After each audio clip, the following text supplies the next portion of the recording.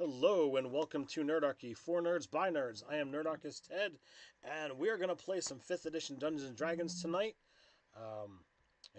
This is our typical fan game that we run every month.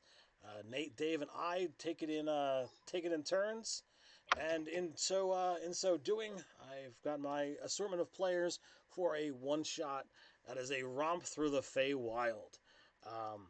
So let's go around, introduce yourselves, and who you're playing. Let's start off with you, James. I'm James Leslie, writer and moderator for a bunch of the Nerdarchy stuff, and tonight I'll be playing Thargrim Goblinbane, a dwarf fighter that's more beard than human. Josh. I am playing Alzra, a human dragonborn sorcerer. And I don't do anything cool online, so you won't be able to find me on there. But yeah, this is my third Nerdarchy game. Marking DMs off my bucket list. Very awesome. So have you gotten to play with all three of us now? I played with, no, I haven't played with Dave yet. I've played with Nate and Ryan before this. Oh, man. So, you actually got in on a Ryan game before you left. There's, some people can't say that happened, so that's awesome. Doug? Hey, Nerder Doug here from Nerdarchy, and I am playing Zunazira, a Githzerai Shadow Sorcerer. This is my first time gaming with Ted as a DM, and I am assuming my character will not survive. Well, you're assuming that because when I asked, you said you have 32 hit points in a 10th level game. So, since we don't have a cleric, we don't have a bard, we don't have a druid. I do have Strength of the Grave, though. Yeah, you do have what? Strength of the Grave. Oh, nice. Well, so we'll see what winds up transpiring. And last, but certainly not least, Gabe. All right, this is my first Nerdarchy game. I have Vaughn. He is a ranger rogue fighter. A little bit of utility. I could probably heal a little bit since we don't have a cleric or any significant healers. I'll do my best. So this is actually a really interesting build I put together. I want to see how it does because I was looking in Xanathar's guide. I saw the Gloomstalker and I was just like, ooh, this might combo well with some other things. So we'll see. So what is your level split between Ranger, Rogue, and Fighter? Alright, well, I took it. Okay, so I have Ranger 5, Rogue 3, and Fighter 2. I think this build comes online pretty early, but it just drastically improves the more you put levels into it. I think 11th level is when it just like really starts to move, which is kind of late, but like there's a lot of combos early on too.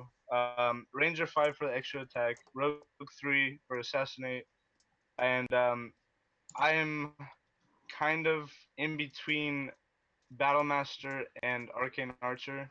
Arcane Archer has some nice utility, and I don't know. We'll see. We'll see. This is like play testing too. Well, Fighter 2 for Action Surge is never a bad choice. Right. I think it's one of the best abilities in the game, personally. So, I think if any character is considering doing, fighting being their primary thing, 2 levels of fighter should certainly be in their consideration. It might not work with every single build because you might want those keystone abilities, but getting that action surge is something to always consider, in my opinion. Fantastic. All right, now our fan games, as most people who pay attention to our games are well aware, it is the company of the Nag, and we're gonna hold true to that. You guys have been, with the Nag for a while. This could be your first foray. That part is entirely up to you, but it's a way that we can get you guys together and get you right into the fun, right into the action, straight away. 3 days ago, you were hired by the Nag to, head deep into the Feywild to retrieve a certain fruit, and they actually have given you an object. You're not certain exactly what it is because it's not a real fruit. It doesn't feel like it's been made of metal or whether it's been made of wood, but it is a deep, like burgundy red fruit about the size of a coconut. It's got um, bright orange and yellow leaves that spring off of the top of it. And the most important thing about your mission is once you have picked them, you need to come back with all haste, for the fruit will only be worthwhile for so many days thereafter. And if you pick it when it is not the exact hue of the object that they give you, the fruit is worthless.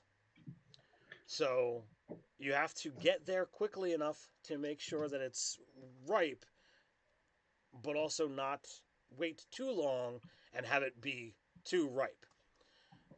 The fruit is incredibly valuable, as it's said to potentially have magical properties because it grows in the Feywild and only blooms once a year.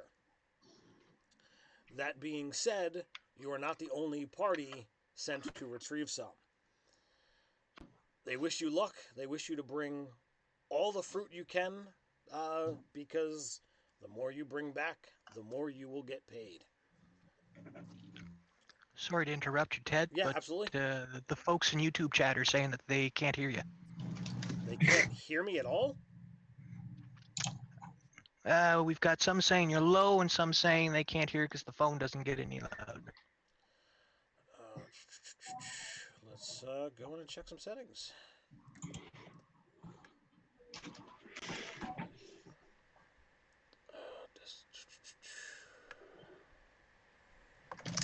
So is that any better? Oh, that's actually too loud. So hopefully that works for everybody. Please let me know if there's any further issues. I mean, from what I can see, things are right in the green where they're supposed to be. So you guys are hired to bring back magical fruit from the Feywild. You left 3 days ago and are 3 days travel away from town and are on the cusp of entering into the area that transcends the normal prime and goes into the more Fey territory. Who's got Arcana? Who's got Nature? I have Arcana. Neither. I've got nature. I have none of those. Okay, well then, Alzra and Vaughn, if you want to make a check, feel free. Oh my god, nat 20. Hold on. You can see it. No, you can't see it. It's a nat 20. All right, so Vaughn, you made a nature check. Yes. All right, so what you know about the Feywild is the laws of nature, the typical rules. Many of them are twisted and bent. You've heard tales of areas that the ground plants and animals grow to massive sizes. Um, you know that it is considered rich and dense, and a lot of your training in nature is not really going to help you a lot over there. Alzra, Okay. what did you get on your Arcana check? 15 for Arcana. All right. So being a pseudo demi-plane, um, the Feywild, it's given several different areas depending upon who you're talking to and what their last experience was. Some call it the land of fairy, some call it just fairy. Some areas are known as the Fey Haunt, but all of them speak of high levels of magic. You've encountered pixies and fairies, and their mischievous nature. But in and of itself, all of these things are amplified and that much more, dangerous when you head into their domain. There are, lords and ladies that if you get on their wrong side, they're demigods in and of themselves that you don't want to piss off. Uh, Beyond that, that's all. That's all that you have heard or been able to gather in preparation for your mission. All right. Uh, well, companions, I think we should tread carefully once we enter the Feywilds, and not disturb much more than we have to. Uh, the denizens of the plane can be mischievous, putting it lightly. Yes, planar creatures act very strangely. It is certainly true. I think they picked me for this mission because of my extraplanar nature, but joke's on them. I don't know anything about them. I don't think it's that big a deal, my son. I think it would be doing that before they even know we'd be there.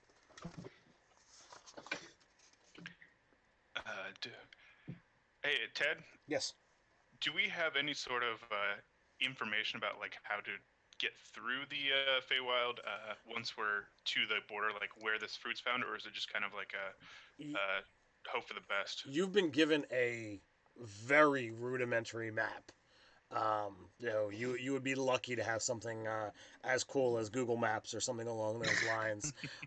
You're like, all right, head in from the portal, travel several days to, this spot, make a hard left, travel further.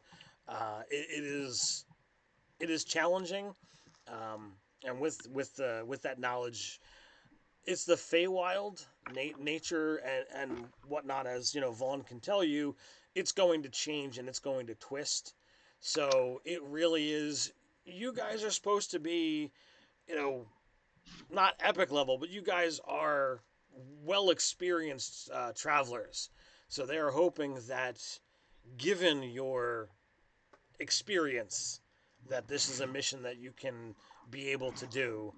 And as stated, there are other groups that are being sent in as well, um, in hopes, because you can only do this once a year, so it's worth it. Whoever makes it out, whoever comes back, is the one that's going to get the bulk of the pay. Awesome. Okay. Cool. Don't be worried, Elzer, my son. Back in me day, I done some cartography here or there. I'd be getting us to and back. It would be all right there.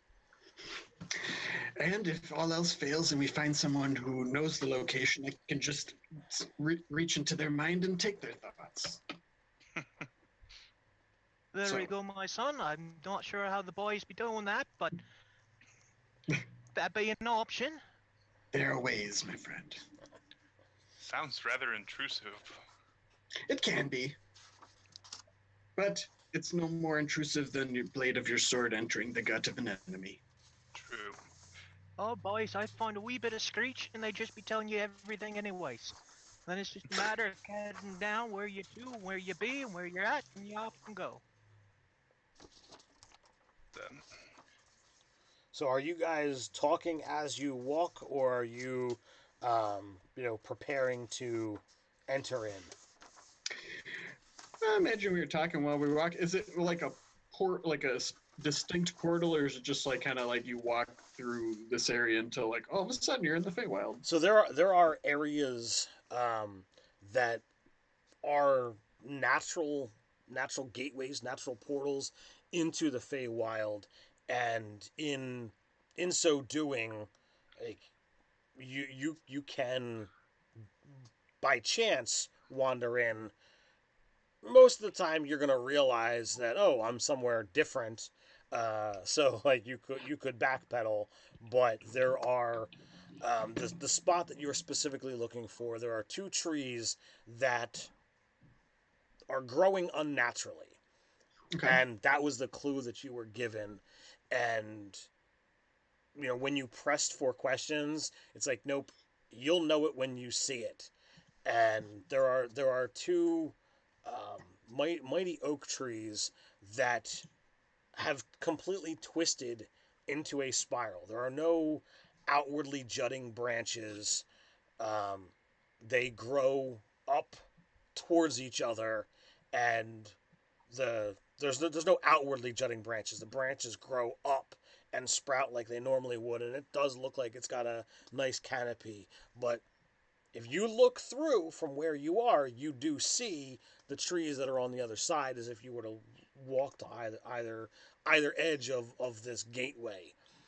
But if you put your hand through it, you don't see it. Ooh, that's kind of how I ended up here myself. Yeah. So I guess we just take a walk through this then, and I'll just take a step. I do have a question. So this Feywild, is it's a very magical place, but how do you compare it to a natural forest or I just want to say that my favorite terrain is a forest. I grew up with elves, so I It would count as forest, but it is not going to be like the forest that you were in. So your favorite terrain is still going to count, but the DCs are higher because of where they are. So you would still get advantage on things, but it's not going to be the same. If that makes okay. sense. Yeah. Zuna Zero will just hike up his robes and follow Alzra through the portal. So, Alzra, when you step forward and you cross that threshold, the typical browns, greens, that you're used to seeing in the forest that you've been traveling, they're gone. As you cross this boundary, you are in a place that assails your eyes with color. Bright yellows, oranges, reds, vibrant greens, blues, purples. They are pretty much every hue of color that you would consider bright is there and present all around you. Um, it is unlike any place that you have seen before. Um, the nature of grasses and trees, look the same, but the flowers, you swear there's new colors here because they are so bright that they just can't be. All right. So the second I walk through, I'll take all this in for just a second before I pull out. I have a book that I'm a sage background, and I just chronicle my adventures throughout here. So as the other people file in, I'll already be writing down what I see descriptively, and it wouldn't be anything new to him. I've probably been doing it for the whole journey. So. Zunizira, as you step through, you've got a bit more planar travel than the others. Having spent time in limbo before you began your mission here on the Prime, you've seen the contrast between the dullness that you encountered in limbo to the Prime. It is yet again a step in that same direction. As a matter of fact, my family was not too well off when we grew up in a suburb close to the Shadowfell, so it was even more dull than normal limbo. And I am just like, I take a moment, like, oh, it's colorful, and then it's just like crinkles his nose because it's like, oh god. And I'm hoping that the brighter the colors, perhaps the deeper the shadows. So I'm going to find the just most dimly part of wherever we are, and just sort of like lurk on the fringe of the shadows. Just like, mistress of the dark, provide the shadow for me. Um, the forest that you guys are in, it is not a completely covered canopy, so there is sunlight that, or what you would take as sunlight, that does pour down and light up the areas around you guys with ease. So it's not dark in here. It's Sure. not but as with any forest where natural light goes in, there are areas that you could cling to that provide shadows. Yeah, I will definitely do that. So, Varn and Thargrim, do you follow suit as well? Yep. Yeah, Thargrim wanders in, um, looks around. Oh, he lifts his eyebrows up out of his way so he can see. Oh, boys, look at all the colors. It'd be like Winterfest all over it again. Oh, the fancy colors up and ricocheting off the ice caps. Oi. Yes, all the colors. Yeah. As Vaughn walks in, he's just astounded by all the colors, and he's for sure not used to, almost intimidated by how much more this forest and wild has compared to the forest he grew up in. Now, do we kind of know each other? Like, would I know that Vaughn was a forest specialist? Well, you guys have traveled for 3 days, so any Oh, okay. information that you would have wanted to share can certainly have already been passed amongst you. All right. What do you think, Gabe? Yeah, I Would you... probably would have shared. My character's a little on the quiet side, but he would have shared. You know, he grew up in the wilds and stuff. I'm gonna, if you allow me, I'm going to walk up to Vaughn and say, I know it's a little overwhelming, all these colors and vibrancy, but just remember, it's just like the forests back home. And I am going to cast Owl's Wisdom on him and use sorcery points to extend the duration. Okay. It's just like the forests of your homeland. So you should be able to guide us through, no problem. Right, he is my son. It's just a regular forest with a wee bit of paint on it. Yeah. Just bright and colourful. So That's for all. the next 2 hours, you will have advantage on wisdom checks. I thank you kindly, sir. I will guide you. Doug, what was your character's name again? Sorry. Oh, no problem. Zunizira. Zunizira. It was randomly generated, but it sounded cool. Yeah. Like, ooh, Zunizira. What race were you? Githzerais. Gith, yeah. He's very emaciated. He's got like wrappings around his Yeah. hands. And Yeah. the whole- Do you wear typical Gith clothing, or are you more? No. He's wearing like black acolyte robes with like an even blacker trim of like arcane symbols around him. And he has oh no, never mind. Yeah, he's only appears he has a dagger in his belt and like a little sickle hanging off his other side of his belt. I just kind of want a quick quirk about my character. My character is very pristine, very proper, and I have the common item, the cloak of many fashions, and every day on our trip, I have changed it to a different type of culture's cloak. I try to travel to. My last adventure was in a dwarven city, so probably been mimicking dwarven clothing, and I like exploring new cultures. So if we see anything, my cloak will probably change the second I see it. Cool. Well, some of the colorations of the trees and flowers that are here is something that you could attempt to emulate should you so desire, but just you have not seen any creatures as of yet. Yeah.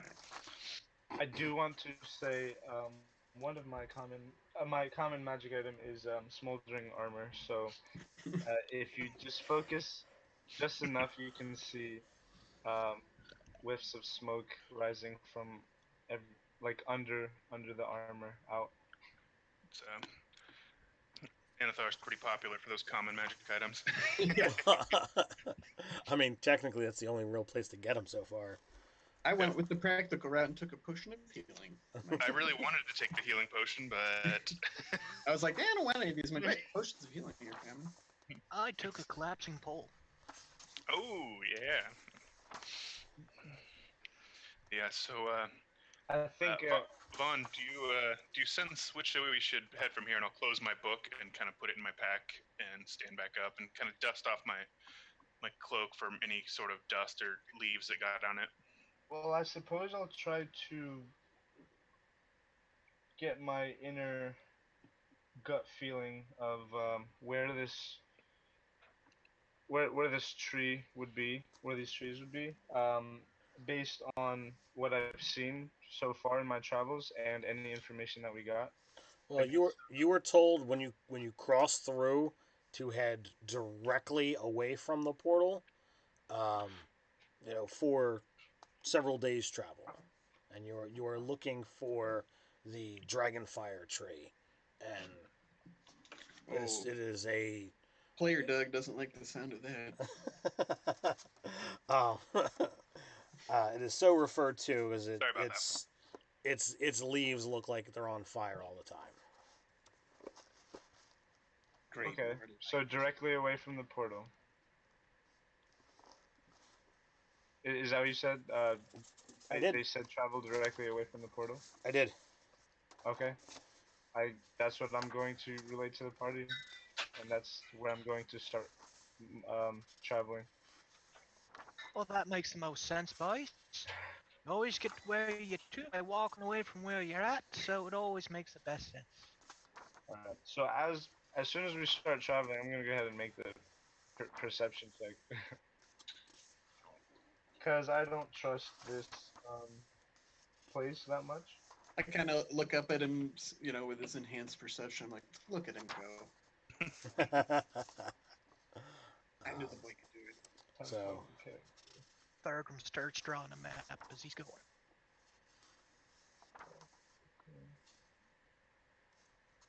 22. nice. All right, so you are confident that you are on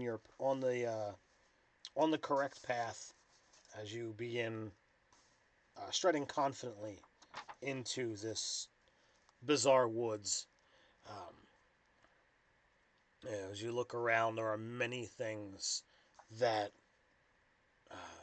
distract the eye, and you find being in a new place.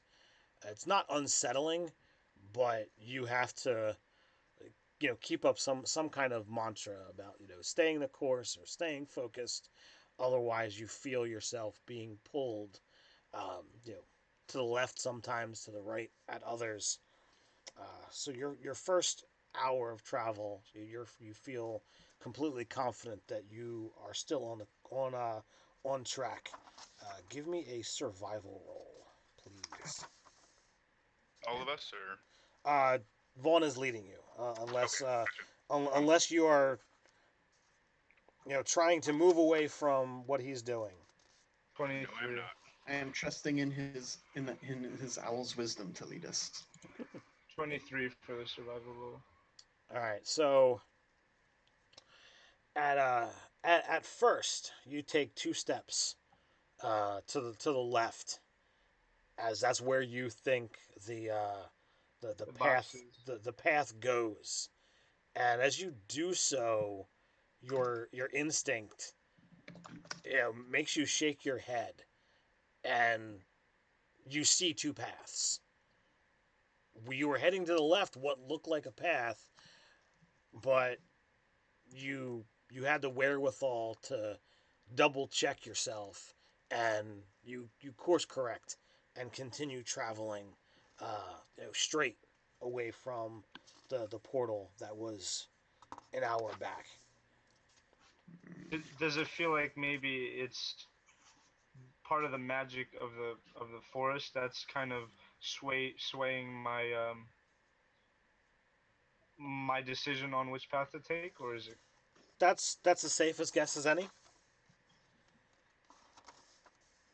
okay?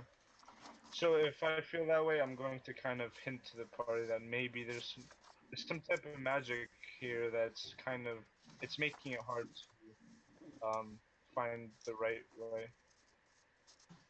Hmm.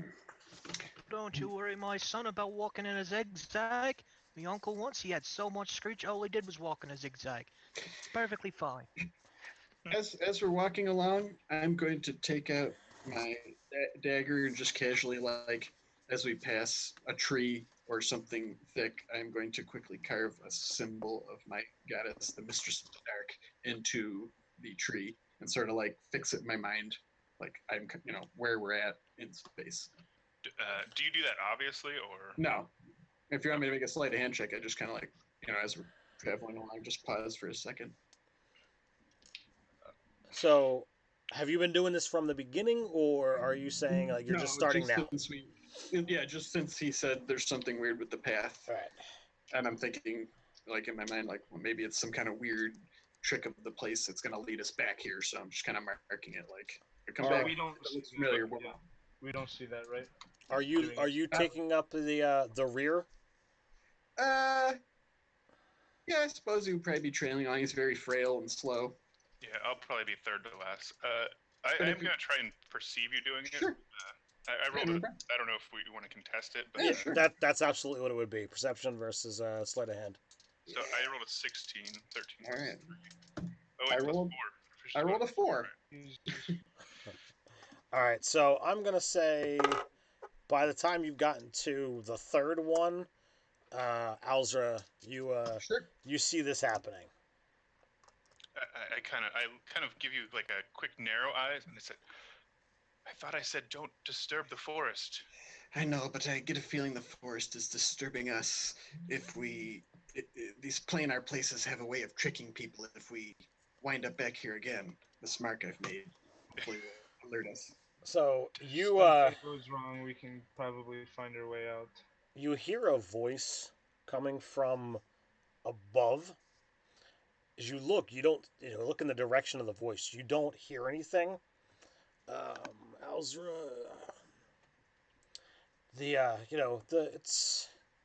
it's a soft voice, though you can't place gender on it.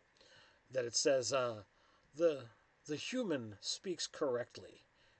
It is better to wander in circles than to attack the life that is here. Do we all hear that, or just? Oh, all four of it. All four of you hear it. I will. I told you so. I'll speak out, or you know what? I'll think in my mind. I'm sorry, Spirit. I didn't realize. I simply did not want to get lost in this place. I'm going to respond to this voice and say, guide us, and we will leave the life be. So very very beautiful but androgynous creature. Clothes can't tell anything about its form, but the face, like I said, is beautiful. Brightly colored wings stretch out of its back as the creature manifests. Hair falls in bright blues and greens, and it just slowly flutters to the ground in front of the four of you. It kind of looks to Alzra and Vaughn, and just gives a slight nod of the head, and turns to Zunazira. Do you wish to make reparations?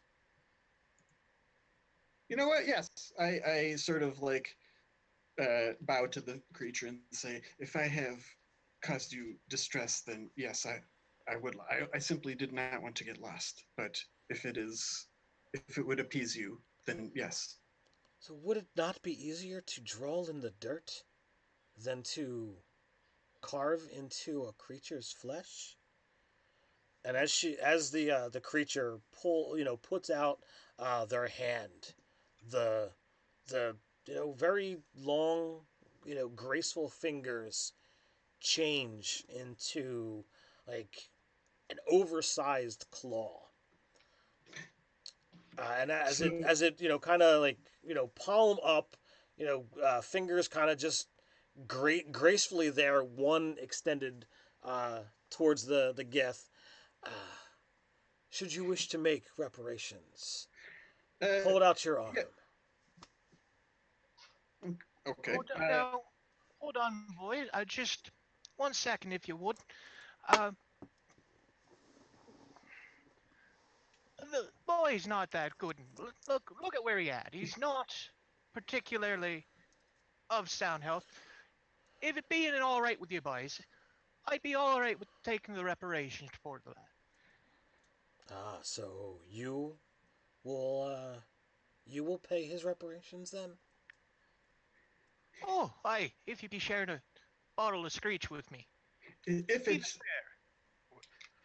if it helps, Spirit, and this tree, as you say, is indeed flesh. I have with me a potion that might heal its flesh. Would you allow me to share it with this creature that I've injured? You pull it out and kind of hold it forward. She kind of or it sniffs at the bottle and says, "Well, there are many definitions of the word flesh, and I do not believe that this item will undo the damage that you have done to my friends." Fair enough. Will a spell that is cast on the tree heal it enough to um, Well, there have been multiple friends who have been injured. What what spells do you have that might aid my friends? well, for this particular tree, I can cast Cure Wounds. Will that be enough? Uh, make a nature check.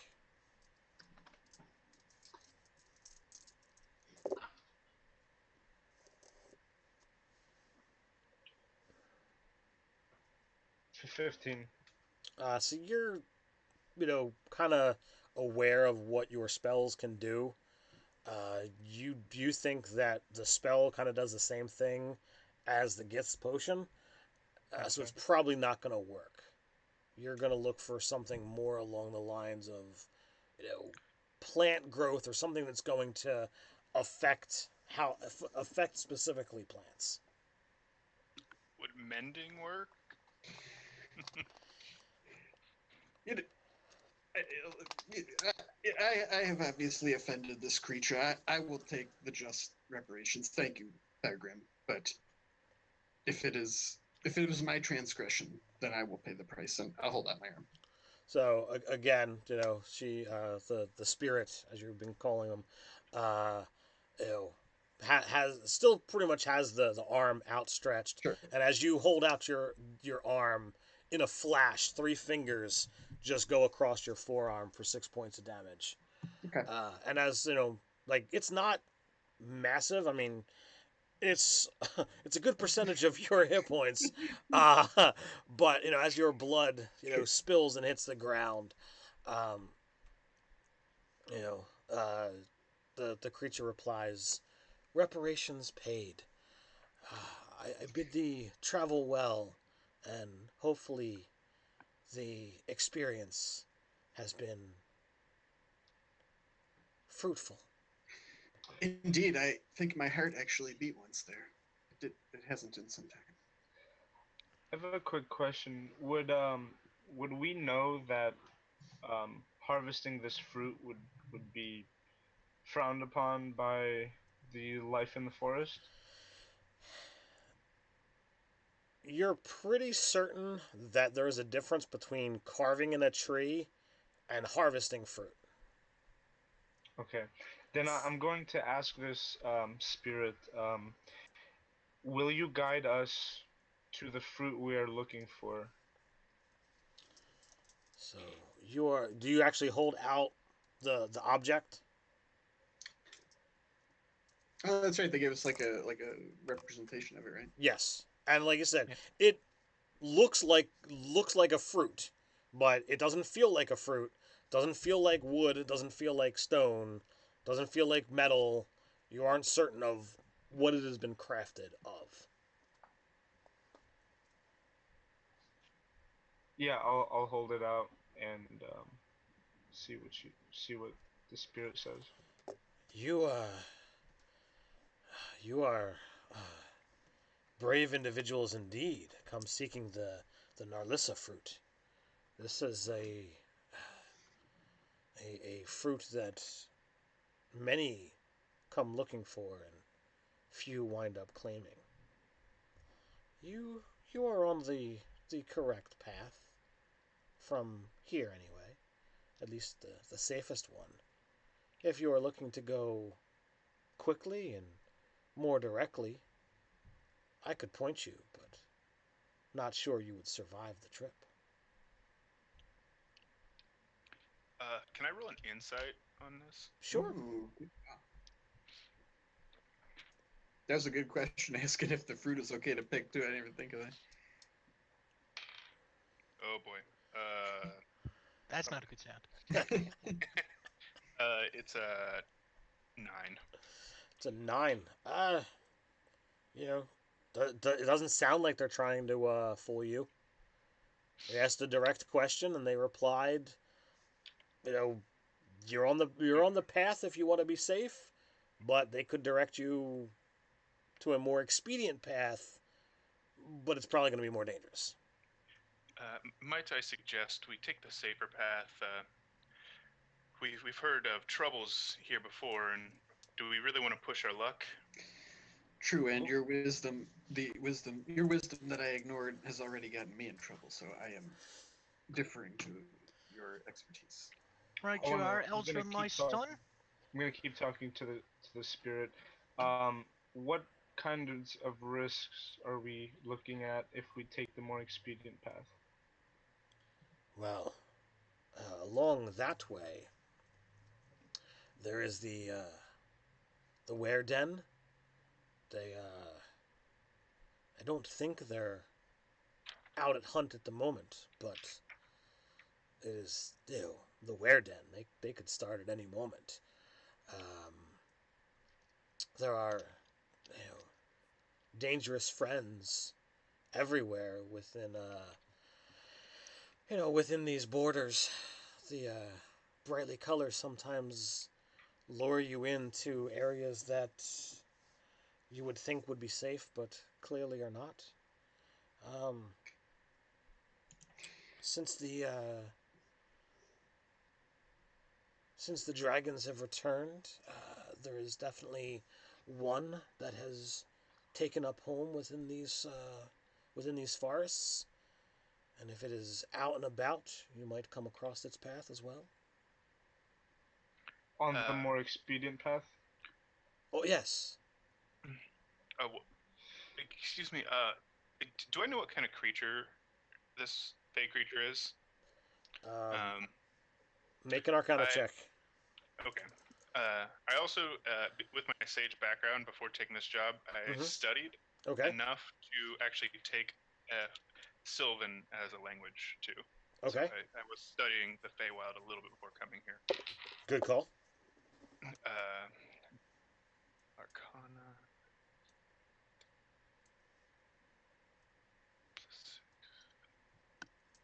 It's 14. The only thing you can be certain of, it's Fey, but I would probably go without say here. Most things that you see in the Feywild will be some kind of Fey. Yeah. Okay. But what was your name? Does it look like a female? Is that what you said? You aren't certain. Okay. It's got billowing clothing, so you can't detect any specific curves. The face is beautiful. The hair is long. It could be a guy. It could be a girl. Okay. I didn't want to use any female descriptors if I can't tell. What was your name? Narlen. Narlen, what color would you say the dragon in this forest is? Well, it is a forest, so one would expect it to be green. Wonderful. I vote we don't take the dragon path. That sounds wise to me. Narlen, one thing I would like to ask: has anyone else come from our world here seeking the Narlissa fruit that you've seen? I've seen uh, at least two groups of 3 and 4 that have traveled through here. None have been so gauche as to claw at my friends. I kind of look down sheepishly at that. I am sorry. I've offended you. I actually is remorseful. There is no need for remorse. Reparations have been paid. Indeed. Well, It was boys, How far away is the spirit from our party? Uh, it descended right next to you guys. So Okay, never mind. attack. No, I'm kidding. I cast blight on it on the tree. No.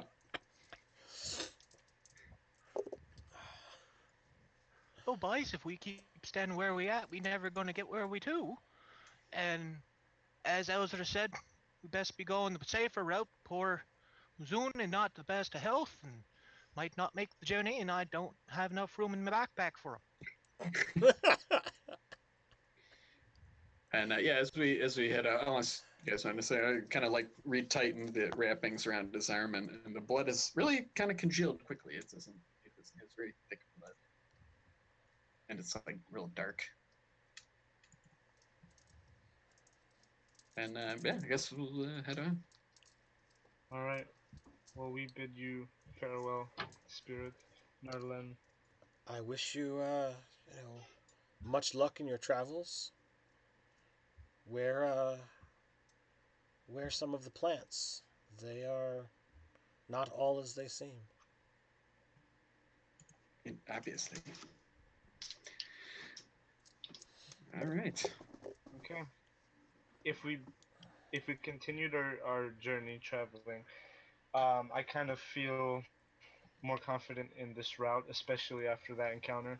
Um, I kind of stopped, I guess you could say, internally shaking because would never have expected that to happen in natural forest. But I want to. I'm using the Ranger revised, so I can. Let's see. Spending 1 interrupted minute of concentration, I can sense whether any of your favorite enemies are present within 5 miles of you. Um, since it's Ranger advised, you can just pick humanoids, but I have the other version prepared if that's what you want me to use. What specifically are you looking for? Like you're looking for humanoids? Yeah, so since we're on this path, I'm kind of looking down, trying to see tracks of humanoids, and yeah, humanoids Oh is my well, favorite um, enemy. there are variety of tracks, but this does look to be a well-traveled path, and you know there are footprints of boots, and there are footprints of small feet. Um, you would guess that there are humanoid, but more more thin, more you would guess emaciated or more fey, but that would be normal here. Okay. Are any of the tracks fresh? Yeah, it does look like there's been recent travel on this path. Okay. I mean, that like some of the other groups that would have gone out couldn't be that far ahead of you. Okay. As we're traveling, I want to kind of pay attention to the patterns of these tracks, looking for anything unusual. And I guess we're just continuing. Should we, if we're seeing fresher tracks of possible other groups, should we try to be stealthy? Are you saying that Boy, in son, character? I don't think stealthy going to be something I might be doing at this particular point. I think at this point I'd be best trying to be not too much unlike a clattering boulder at the best. Fair enough, Thalgrim. So, Vaughn, are you leading the party? Yeah. And Yeah. are you traveling at a normal pace, or are you trying to move quickly? Are you moving slow, looking around, at the tracks Um, and whatnot? I think we're definitely, since this is all like this whole thing is new to me. I think we're moving at a normal pace just to take everything in at a good rate, so we don't miss anything, but we also don't want to go too slow. Okay. So Vaughn is first, and we know that Zunazira is taking up the lead. Uh, Alzara, you said you're third in line. Yeah, about the third. I won't be. Yeah, Second. if All right. I just want to know yeah, the marching yep, order. Just in case something were to happen. yeah, It's not like I'm yeah. We'll rolling. get snatched from the back. Yeah, It's not like I'm rolling dice here that you no, can't see because my camera's off. Sure, Ted. Yeah. um, We can still see it. No. you can hear it, right? So I'm going to, with that note, I'm going to need Vaughn and Thorgrim to make a dexterity save. Ooh, nat 20. Wow, nice. That's your second for the night, man. I know. I can't believe I started. I'm with gonna, well, yeah, it'll take a nasty turn at some point. Hopefully not, but Yeah, I'm wasting all my nat 20s. hey, man, if we're getting safely ahead and avoiding stuff, that's a win to me. What do you got, Thorgrim? I am so glad I made dexterity my dump stat. 15. All right. So as you guys are able to, walk down the path, Vaughn, you get this sense that the ground underneath your feet is not as stable as it should be. So you quickly, kind of leap forward, and in doing so, when the ground disappears beneath you, you reach out and are able to grab the ledge. Unfortunately, Thargrim, you drop, completely. Uh, hold on one sec. yeah, yep. Can I do a reaction? What would you like to do? I want to cast Featherfall as I see him falling. Okay. So you cast Featherfall as Thargrim begins to plummet, and you softly land and kind of have to push the spikes that were down at the bottom out of your way as your dwarven form kind of settles in. It's not comfortable as the spikes are kind of like pinning all around you, but because you're falling so slowly, you're kind of like just resting there. You're not quite able to get to the ground. So if you can picture this from, Alzra and Zuni's perspective, you're seeing the dwarf with his feet roughly about a foot off the ground, trying to kick back and forth because he didn't fall fast enough to get all the way, and the spikes that are quite prolific are holding him in place. It's like standing on them. No. He's not standing on anything. He's literally stuck in between the upright spikes, and it's So he's pressed. just like in between two. Yes, pressed up. Actually, within three, and they're pressed up against his armor. Yeah. He's like wedged in there. Yes. So his little dwarf feet are kind of kicking around. He can't get himself down further, but he can't like pull himself up either at the moment. And how far down is he about? He's down about 25 feet. Well, thank you for the save, my son, but I don't seem to be stuck. My fire seem to have stuck me down into the spikes. I can't touch bottom. Is there anything down there with you? Well, there's nothing under me feet. There doesn't seem to be anything in around me spikes either. But I don't think my fiddle done get broke. Well, And is it just like I'm not very strong. is it just like dirt earth underneath it? Like the spikes are just like planted in. Yes. The spikes are made of stone. Okay. Who was it that was trained in Arcana? That's me. Ozra, would you please make a check? Ooh, Yes. magic stones.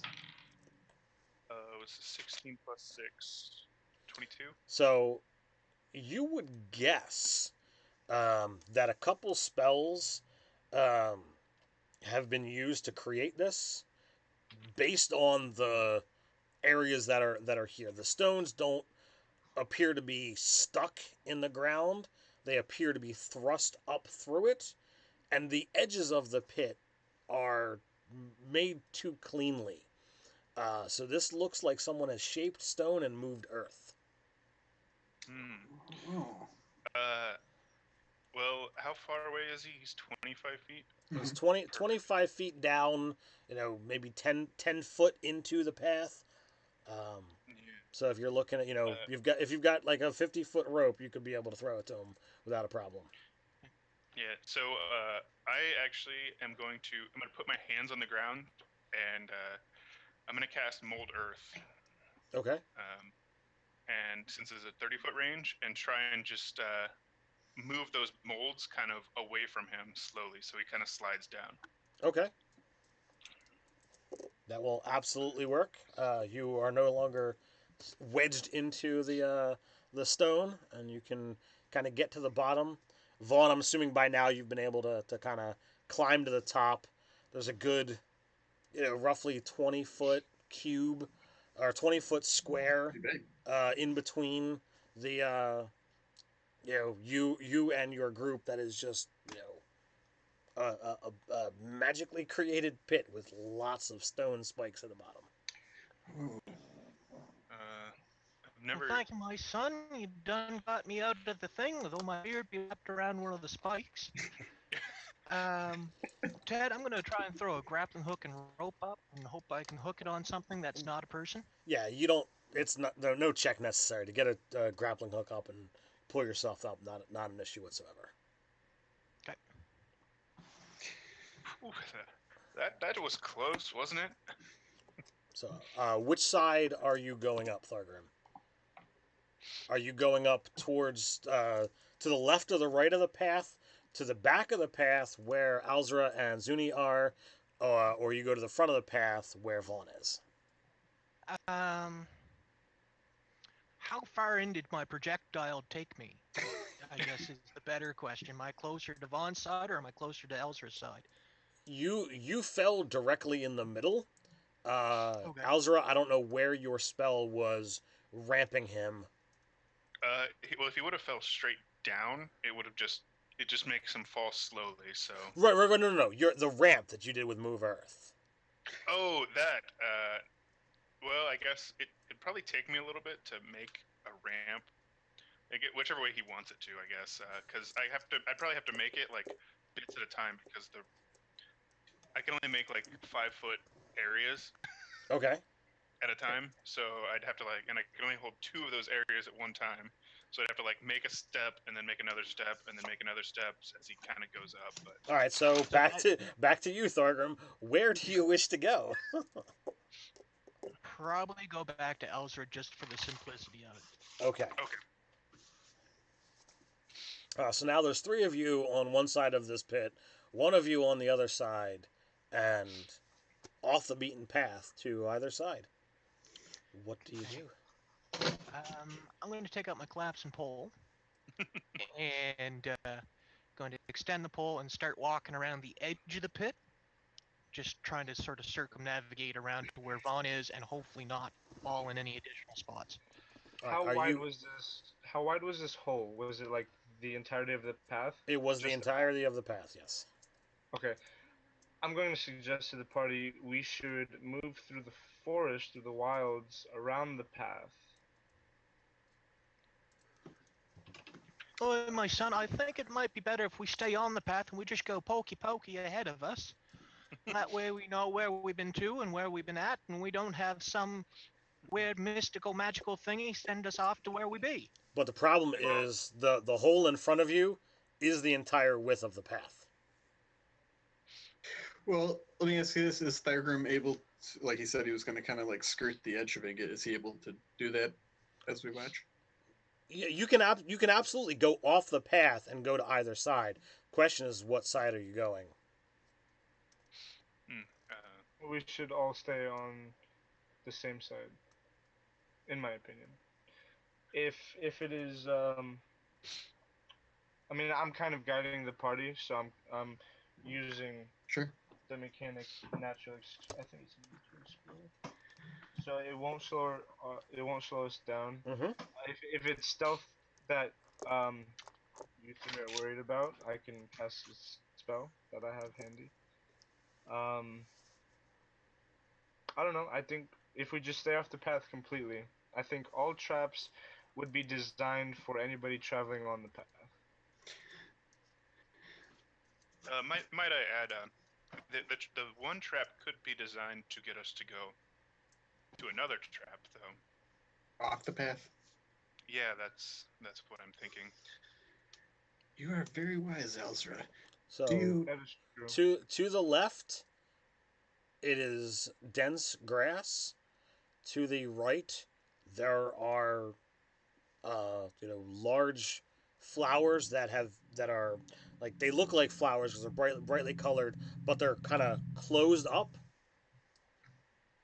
The grass is not not as thick over there as these large flowers that have all been kind of closed up. I don't know if you've seen any of those flowers that haven't fully bloomed yet. That's kind of what it looks Yeah. like. Like the buds. Yes, that's the word I'm looking for. So, all right. So as Thargrim's, making his way along, they say, "Elzra, do you trust me? Will you trust me?" Of course, yes. I'll take out a small leather loop from a pouch, and I say, "Give me your hand." And I'll put my hand out. And I'll loop the leather loop around both our wrists and cast levitate twinned on both of us. Okay. And just kind of like float across the pit past Thargrim as he's carefully going. We're just All right. past him All to right. get to the So other side. so Vaughn, Alzra, and Zuni are on the other side. What are you doing, Thargrim? I'm still trying to skirt around the edge of the pit. Okay. To which side? So, I'd be going along the right side, trying to get around. All right. So where we get you're to- going to the side that has the giant flowers. Oh wait, what was The- on the left They're side? both going to be Dense be dangerous. grass. The You want to de- get attacked by Long grass? grass. I can get eaten by a plant or eaten by a tiger. Yeah.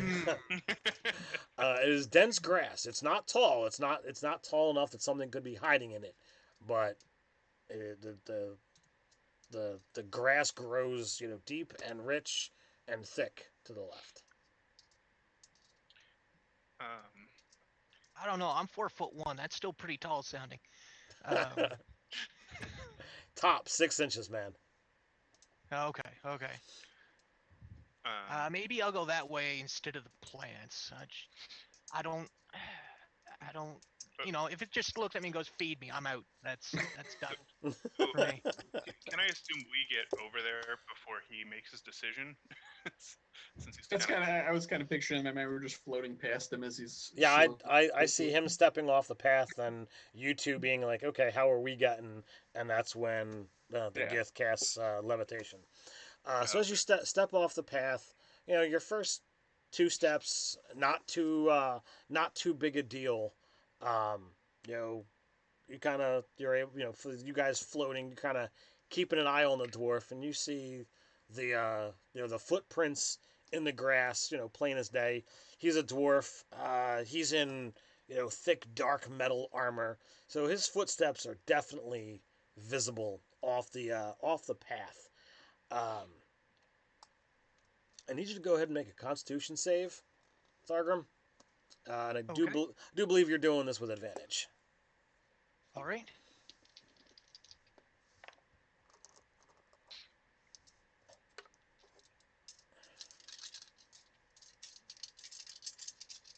I have a 25. 25. All right. So the what you feel through your nice plate boots is the grass winds up like becoming rigid like metal and begins to pierce through your armor. Um, let's see here. So whatever is on the grass hurts like heck. After with your successful save, you take 11 points of poison damage. Okay. And do you stop moving, or do you try to run for it? I don't try and run for it because that's probably going to be worse, but I don't stop either because that just is probably even worse. So I'm going to try and tread more carefully. So I'm not putting as much weight into it. Sort of like you would if you were hunting, so you wouldn't make all right. noise. So you're gonna try and move forward. With your first step, just slowly pushing in, you can feel it's like as a dwarf. Have you done your time at the forge? I would figure so. I'm 205, so. So you've had times where you've you know stepped on hot coals, or you've stepped on sharp pieces of metal that you've flecked off from your time at the forge. It feels like that. Even like as you press down, the grass are like swords. Okay, there's definitely some blue language from Thargrim right now. You see him occasionally look between the pit and the grass, like, which one really hurts more here? Does it look, so he's quite obviously in incredible pain. Well, it hurt with that first step. Now he's currently got one foot planted on the ground, and then the other foot is out trying to press down, and realizing that should he do so, he's going to continue to pierce. You see him looking back behind him, and in just about everywhere that there were footprints, the grass has sprung back up, and everywhere around him, the grass looks like miniature daggers or swords.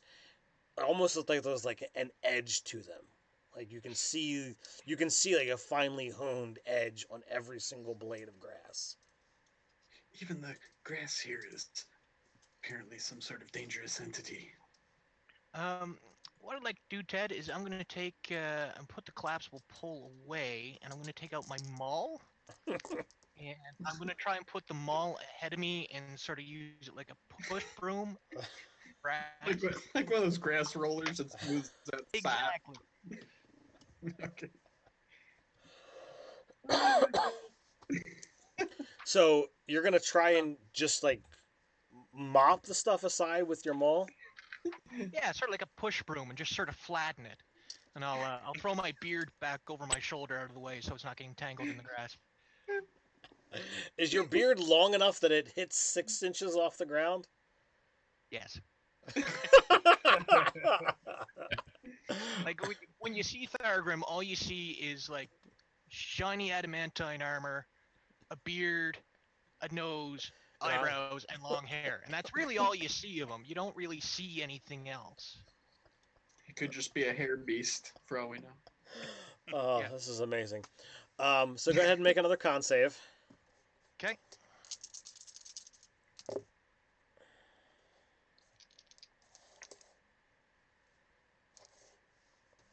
23. All right, so you lessen the impact on the grass. You take another 4 points of poison. Okay. I would assume this is considered magical. Is that right, Ted? It's poison. Okay. I'll take 4 over 11. And I'll just sort of force myself through that way. All right, so you can get to the edge with executed plans. You're gonna have three more steps. So just give me 3 consecutive saves. Okay. So. Walk it off. 23, Popular number. Yeah. 22, and 25 again. All right, so you got over 20 on all of them. So you take 2. You didn't get as many out on the second step as you would have liked, so you take 7 on that one, and then you take another 4 before you finally get back on the path and rejoin your companions. So That didn't sound like it went very well. I tell you, my son, the grass here could cut the britches off an old witch. I'm gonna look down at the dirt path and say, "What about you, Path? Are you going to harm us as well?" Well, the dirt path already did, by. Look at the big hole. True. And I sort of like clutch my robes around myself and look even more frightened of the area. It's like, anything. Is the air going to attack us next? Oh, don't be giving it our ideas. You're right. I apologize, air. I'm not gonna do it, but I really just want to cast gust at you. You would my, probably... my character thinks about it for a second.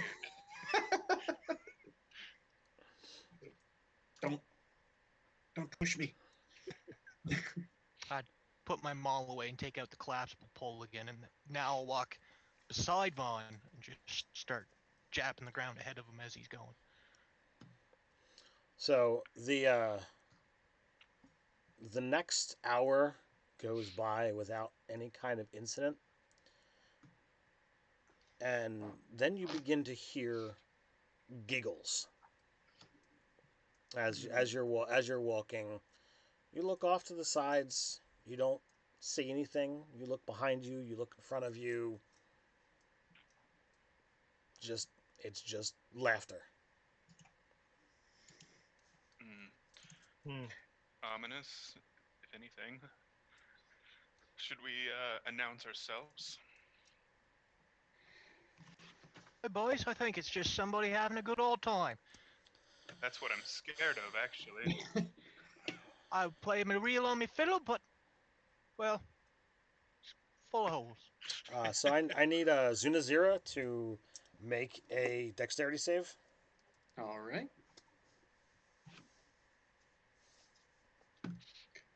Uh, 12. So as you kind of stop and look around every so often, you don't see anything, and as you go to take a step forward, you realize you're wearing boots, sandals. What do you Probably just sandals. sandals. So somehow one of your sandals was removed. So as you step down, like it feels awkward, and you quick jump, and you almost fall over, but you remember some of your your Gitzerai training, and you turn it into a roll, and you come up ready, and you look, and your sandals step and a half back. It's there. Oh. It's just not on your foot for some reason.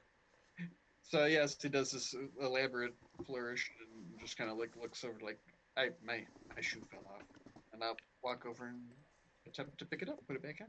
Oh, my son, I have some rope there if you need to tie that on. And I have some scratch if you need to tie something else on. Yeah, I'll examine. Is it like are any of the straps like cut or broken or anything? Nope. Everything seems normal and fine. Everything's perfectly normal. But as Thargrim says, I've got rope. Like, it begins to snake dance out of his pouch. Wait, see? I got plenty. Hold it now. I didn't know you could cast spells, Thargrim. I be a fellow of many talents. Some of which I don't even know. So I lift my eyebrows and just sort of stare at the room. As he says that, like the I guess you would, if you want to call it this, since it's snake dancing, the end that's bent over like the head just begins tapping you on the nose.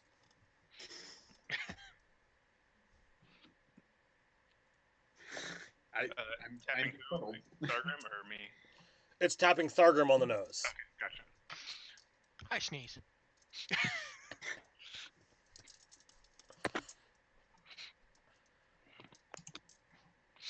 Uh, so, is the giggling still going on? While all this is happening? Absolutely.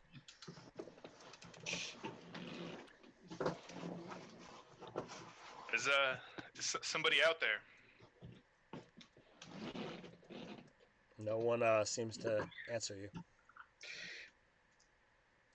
Actually, a little freaked out, so I'm gonna like gather my robes closer, and as he does, it kind of like draws whatever little shadow is closer as well. And I'm going to cast False Life on myself Okay.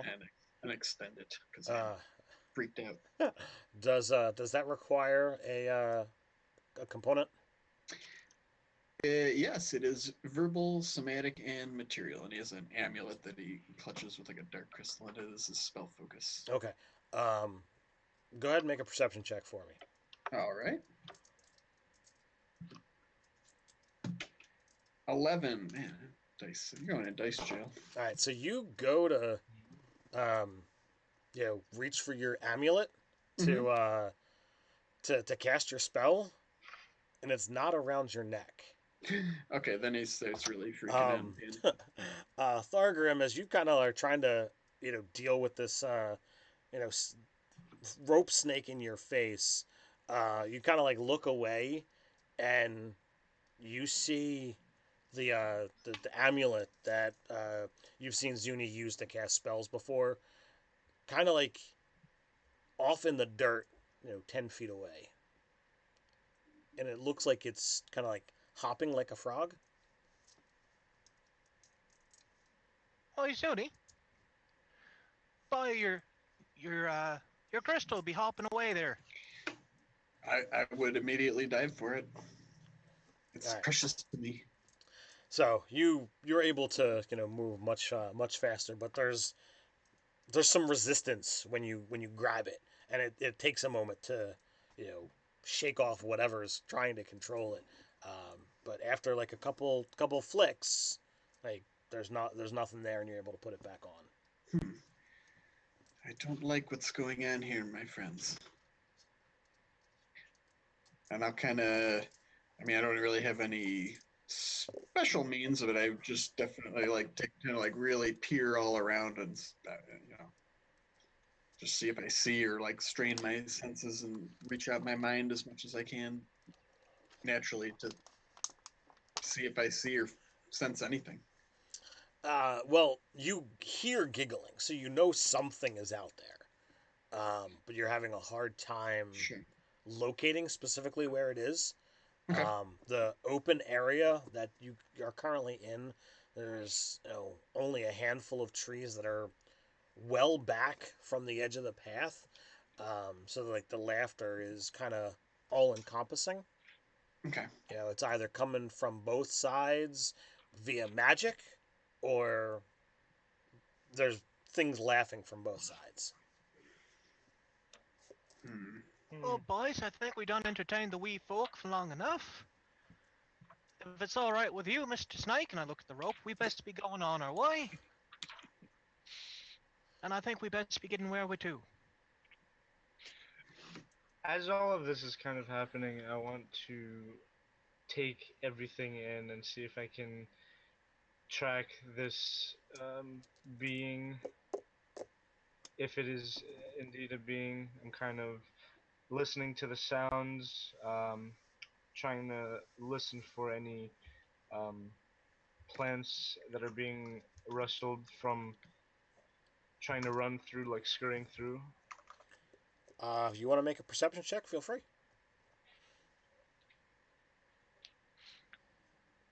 Probably do, yeah, perception check. Let's see. You said I get that +4 for Mala's wisdom.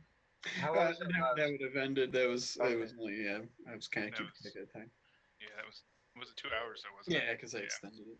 Yeah, that's right. Yeah, it kept you on the right path. It did its job. What was that? 22 for perception. 22. You're fairly certain.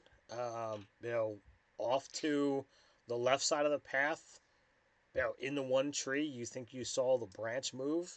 So there's probably something on that branch. It doesn't Okay. look. It doesn't look like it would support a whole lot of weight. Certainly nothing.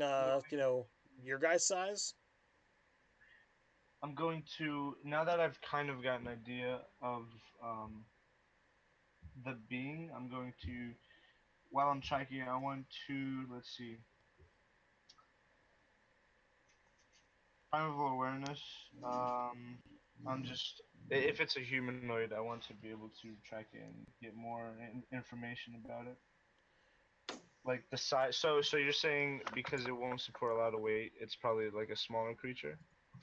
Like smaller than a halfling. Okay. So possibly, I'm gonna say it could be a goblin of size. I am detecting some type of small creature, and it's probably playing with us. Well, have your fun, creature. I'll just kind of shout to the, all around me. So with primeval Now, my awareness, son, there's no reason to get upset. it lets me. It reveals which of your favorite enemies are present, which I don't understand because it just humanoids. Their numbers and their general direction and how far away from you. So you are not getting any humanoids in the area. Okay. Oh, you know what? I forgot I have the actor feat. Can I mimic the laughter and just sort of like laugh along with it? Absolutely. All right. The laughter in on the one side intensifies as you seem to be joining in. They like it. At least somebody does. There you go, boy. Just have a good old laugh at it. Here, have a drink of this. Yes, That'll get it keep out you of your going system. there, Zuni. Let's get it out of our system, shall we? Invisible creatures. So do you press on or do you attempt to do something with these things? Please, can we leave? Yeah, I think we should press on. Let's press on. They're probably just harmlessly playing with us. But as we press on, I'm going to be holding everything on me as tight as possible. Absolutely, I have a death grip on my amulet. On the other hand, I converse with the snake rope.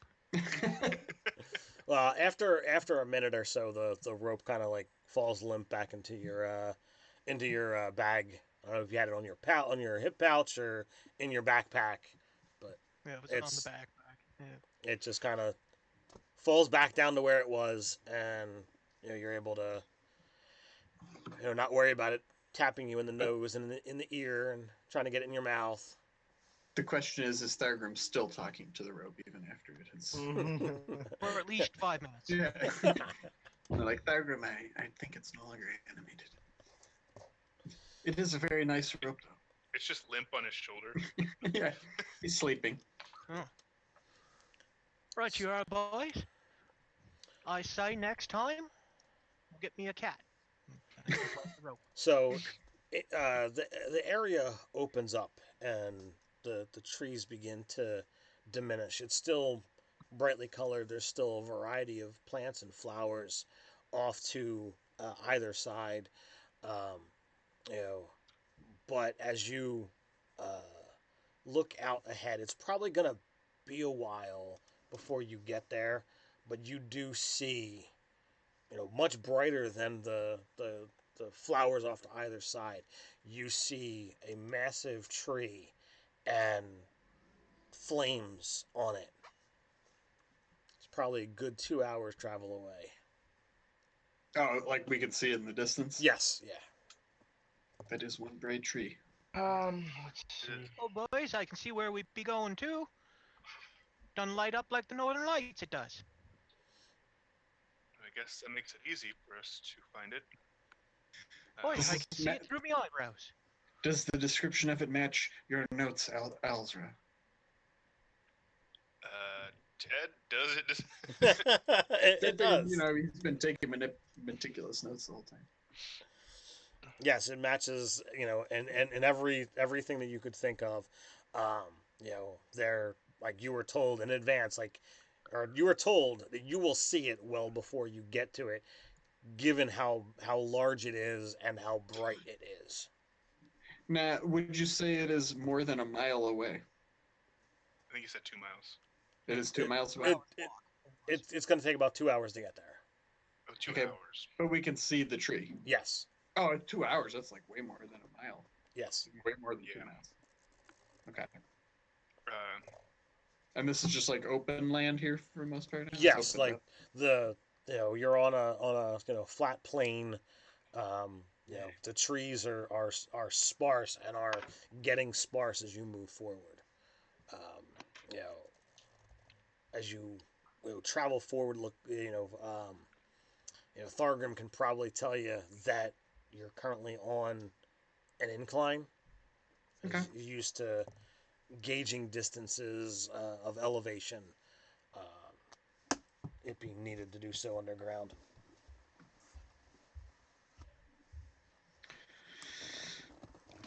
Boys, I gotta be honest, I done thought it would be more of a shrubbery than it would be a big tree. I'm a little concerned about being out here in the open like this. I agree with that. Perhaps, is there cover around? No, there's not. I can tell you not to go into the grass. I'm Is- gonna do is a there grass that perception check to see if there's anything else. You said it's wide open. I'm gonna kind of look around and see if I see anything. At the moment, you do not. Okay. As after it comes into view, you travel for about an hour, and a large lake, forms off to the one side, and as you walk further, you realize that there's like a land bridge over top of this lake as it begins to form on the right as well.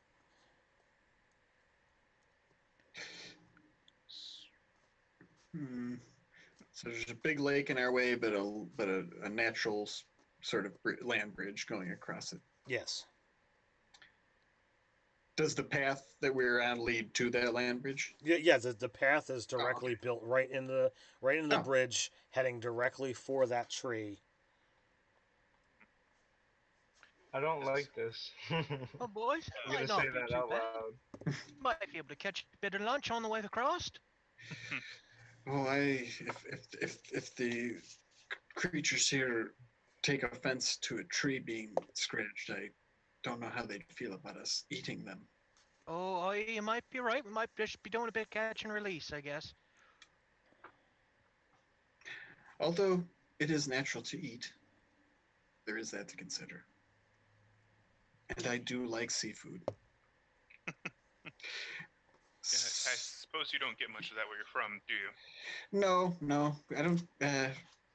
We didn't have to eat at all. Actually, time doesn't pass where I'm from.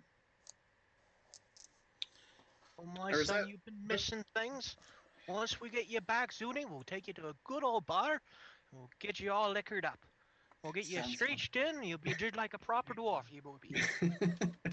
Get ready It to would not take conversate. much. Yeah, I was gonna say it would not take much. So are we So- at? Okay, go ahead, Ted. Sorry. So question is, do you proceed on? And Yeah. and are you marching in the same march order? Same march order, I think. Now, Is it possible for me to walk, like, side by side with Vaughn? Yeah. Is there enough width There's on the there's land bridge? there's there's He's enough room. coming towards me. I offer him, please lead the way. let me ask you this, Ted. The pit back there, was it covered by an illusion, or did the ground fall away? The ground fell away. It was a Oh, it was a made trap. Oh, okay. Um, I before stepping on to the path, I think I would like kind of tap my toe on it just to see if it's real. Yeah, It's- I'm going ahead with the collapsible pole ahead of me and just. Yes, the path in front is real. All right, and yeah, I'm keeping a close eye on the water to side to side. I just keep like looking in it. It's kind of making me uncomfortable as I follow along with the rest of them. So, as you look back and forth, it is only the briefest of moments, which is not enough to save your companion. As you see the water ripple an instant before a long bluish green spiked tail flash out at Vaughn. It does 16 points of damage as it slashes out at you, and the Ooh. tail is back underwater, um, before you even realize it. Oh. Okay. I've got both my hands up, like ready to cast something, but not just kind of in a ready. So you were a good solid 5 feet away from the water, and how far the tail moved and how quickly it is. It is clear that this creature is massive. I suggest we move much more quickly. How long is this land bridge that goes across this lake? You got about 300 feet before you're past the water. So we are more than halfway across it. From what I was imagining, right? Like it was pretty long. Yeah. Well, I mean the bridge was only so far. You still have ways to go before you get to the tree, but the water. Yeah. Yeah, Right. that's what. So we got about 300 feet to.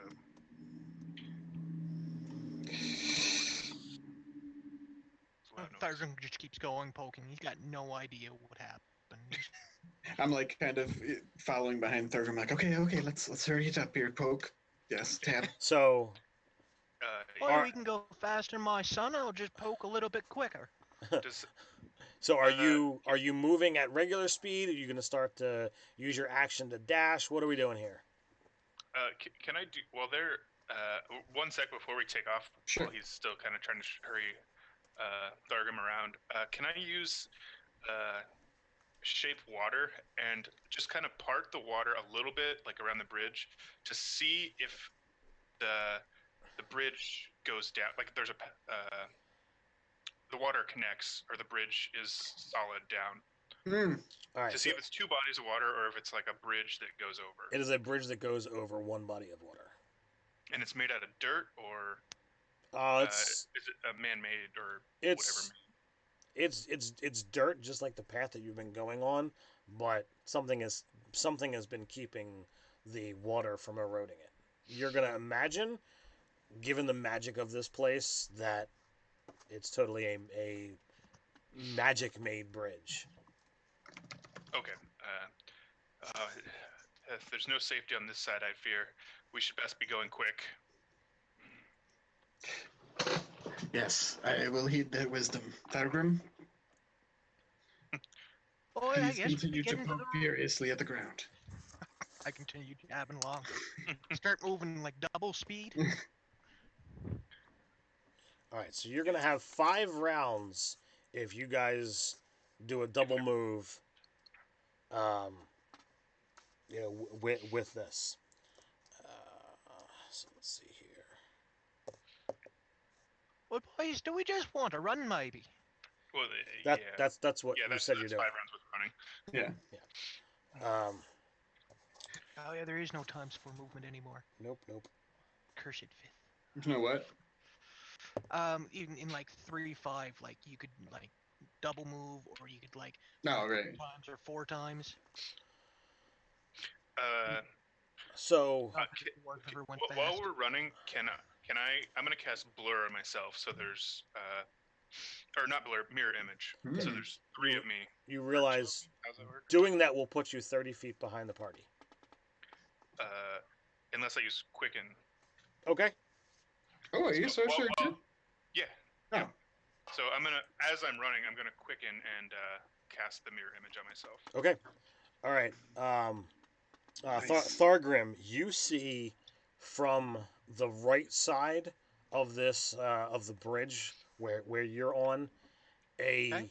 fang-filled maw will rise out of the water, and it's coming down, and it impacts just to the just to the one side of you, and takes a foot and a half chunk out of the dirt.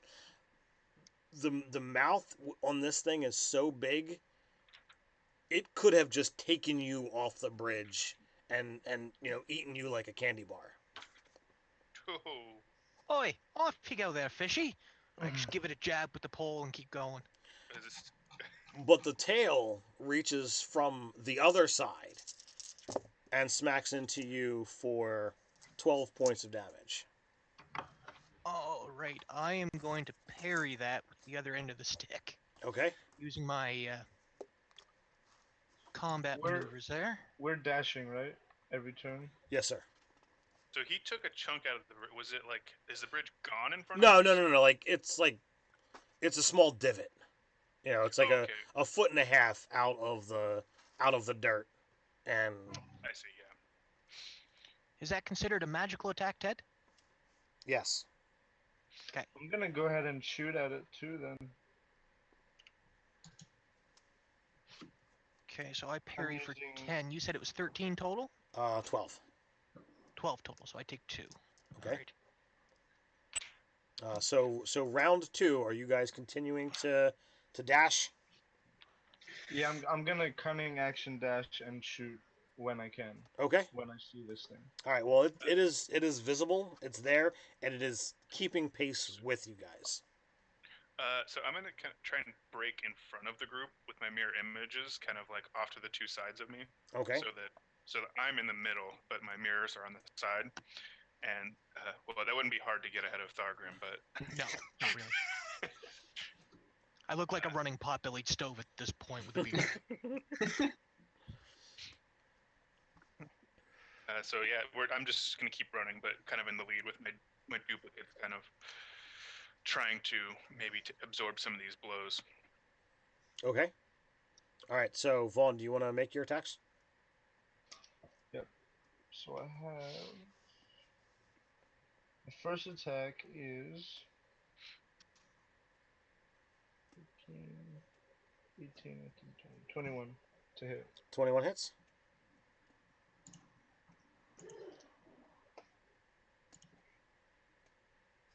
Uh, 5 damage. 5. Yep. Okay. I have another attack, extra Yep. attack then.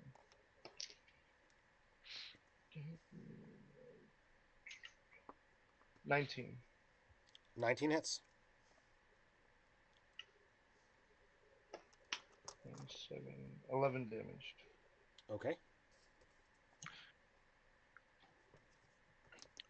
Is Hopefully anyone just else enough. trying to do anything here? Ted, just I didn't. Do you know how mirror image works? Yes. Okay, so the AC of the duplicates is going to be 13. Okay.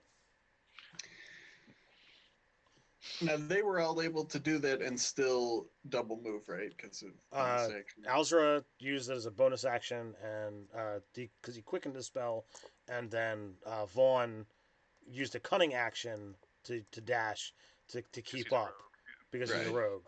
So I everybody don't is want to fall. everybody yeah, is I was still staying together.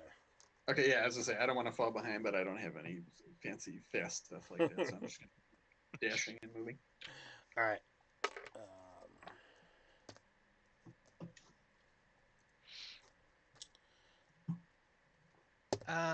I can't really do anything and continue to run ahead, so I'm just going to continue to run ahead Okay. and try and defend myself when necessary.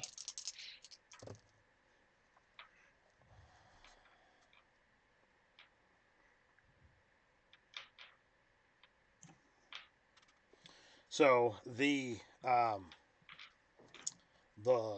head of this creature, which looks pseudo serpentine, but there are bizarre like spikes and whatnot down this. It's a blue green. It kind of matches the color of the water that it's in, which is why you weren't able to see it move. it snakes out and it goes after Vaughn, and it hits for 29 points of damage. Oh gosh. And it attempts to grab you, but it's not able to hold on. So you manage to snake your way out of its jaws. All right, so he makes an attack at Alza. Determine whether it is a mirror image or you. Okay.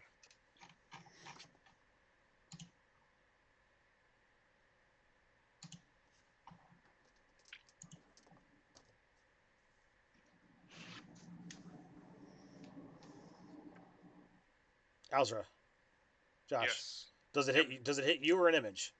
Oh, I thought you rolled that. I've always done as the. Oh, never mind. Sorry, that's what.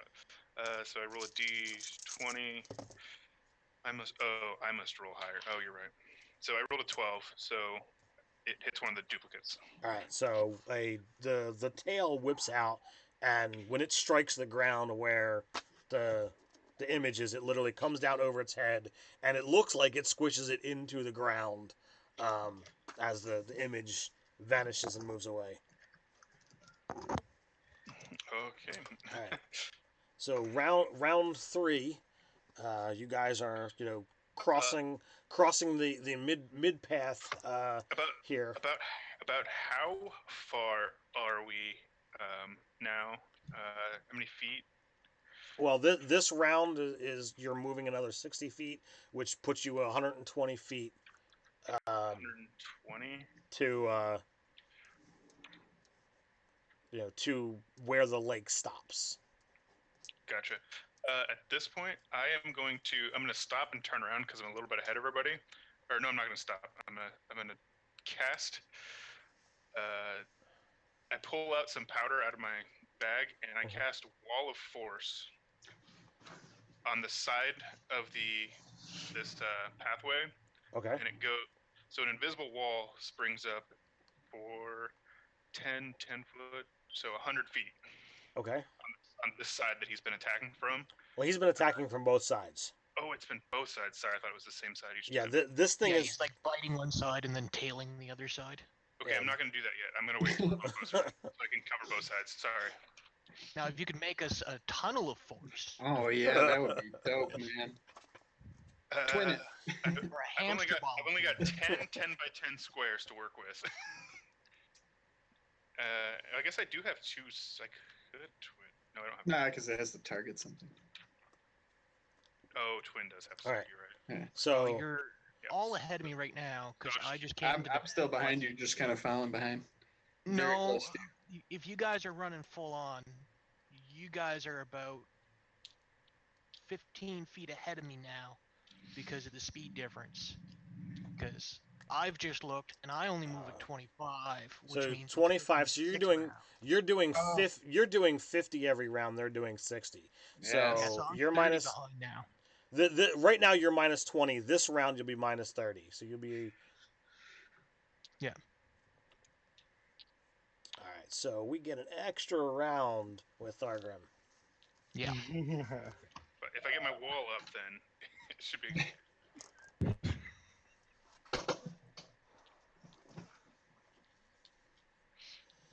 So is anyone doing anything with a bonus action or? No, this time it's just running. Yeah, I don't have anything. I'm just hoofing it. Hoping my sandal doesn't come off. Vaughn, are you doing anything? Can I dash twice in a turn?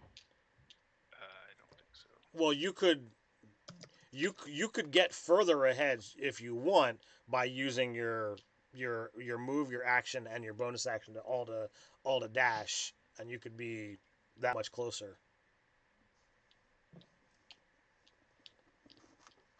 No, I'm going to. You're gonna stay with the group.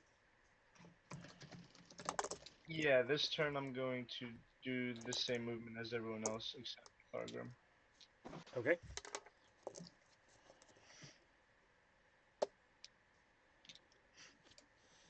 I have an attack coming in at you, Alzra. Okay. Please. I rolled a 2, which means I have to roll higher than 11, so it hits me. Okay. Is it? It's an attack roll though. Yes. Okay.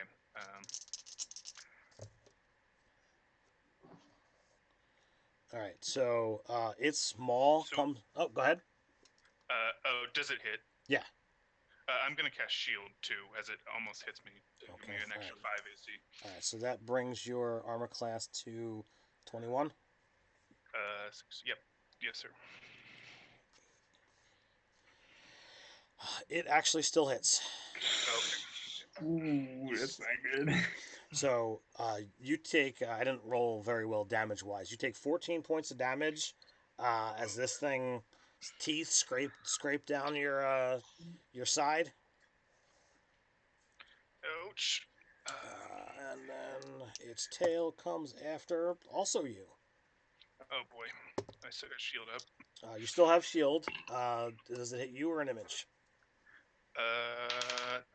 It hits the image. 17. All right, so the is that your last image then? That was the last image. Yep. All right. So your mirror image is gone, and that finishes the third round of combat. You guys continue to press on. The three of you are 120 foot. With able to cover another 60 this round. So this time I am going to cast the Wall of Force. I'll move 30 feet up and cast Wall of Force 50 feet on each side. Okay. So we've got invisible walls on both sides for at least 50 feet.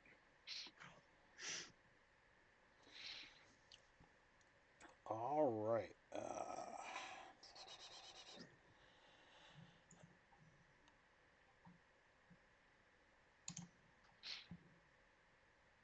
All right. So, anyone else doing anything that round? And I'm going to announce what I'm doing too. I'm going to say, we've got walls. I'm just like looking forward, like I hear him say that, shout over my shoulder, like, good. Keep running. I can't do anything without. So I just call forward. Rush, you are my son. I'll make it across the line eventually. So I only moved 30 that time when I created the wall, like right beside me. So it went 50 foot straight. So he should have had enough to get to it if he moved 50 that time. Or am I 10 foot short? No, I won't get to it till next round. All right. So as You're you only 30 ahead of you. Oh, no, he's 40 feet behind at this point in time. But I only moved 30 that time, is what I was saying. Right. So you're still 10 feet ahead of him.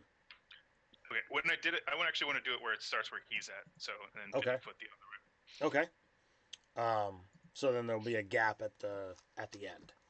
Yep, there'll be a little gap, but. All right. Anyone else doing any actions against the serpent? So I'm pretty far. Well, not pretty far, but like I'm further ahead than everybody at this point. You and Vaughn are both. If you do a double move this round, you're 60 feet to to the edge of the water. Okay, you just convinced me then, Ted. I was like, maybe I'll do something. Like, if you could make it there in one round, I'll do that. So they should be covered too if they ran the full distance, right? Because that they would. They would still 50 foot behind them. they would still be covered from the attacks that you guys have been seeing. Yes. Okay, that's what. Yep. So you guys aren't doing anything else. So as you guys, This is the fourth round, right? this is round 4. Yes. Okay. So we're going to move into round 5 starting now, or No, we're still. I'm still in round 4. You guys have chosen to move, correct?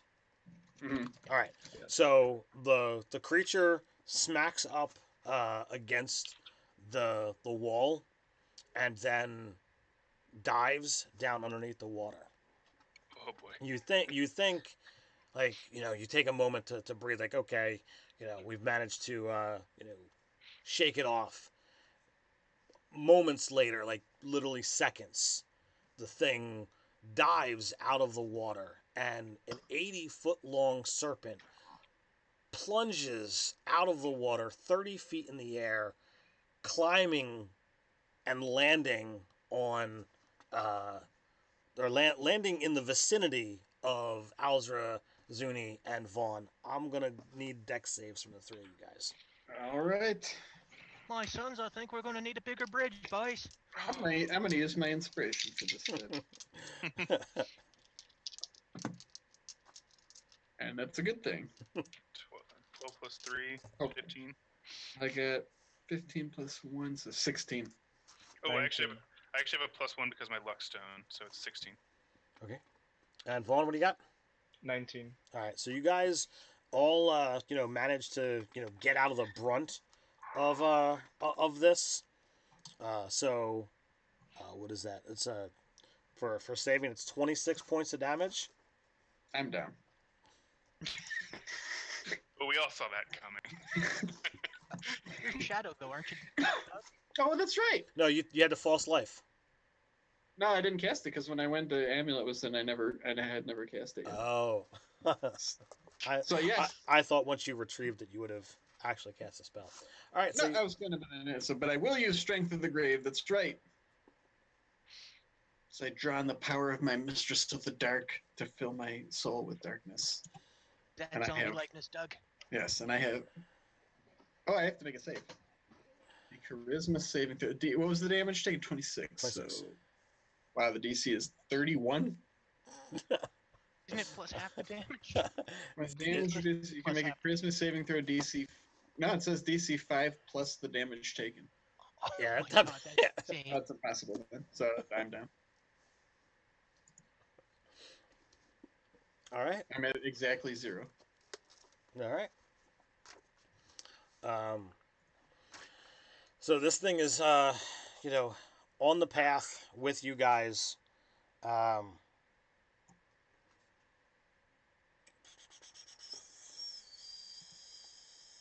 So, Thorgrim and Vaughn, you see that this this creature does not really look at home on the land.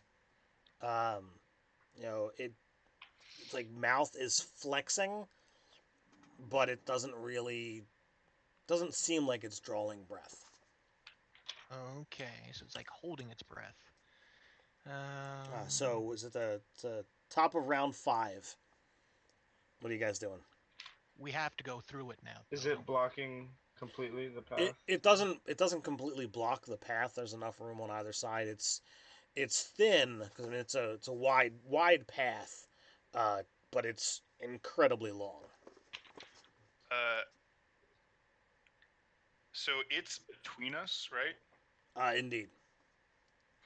And it's 80 feet long? 80 feet long. I mean, but it's like curled up, and its like tail is moving, its head is moving, so it's not taking up an entire 80 foot of path.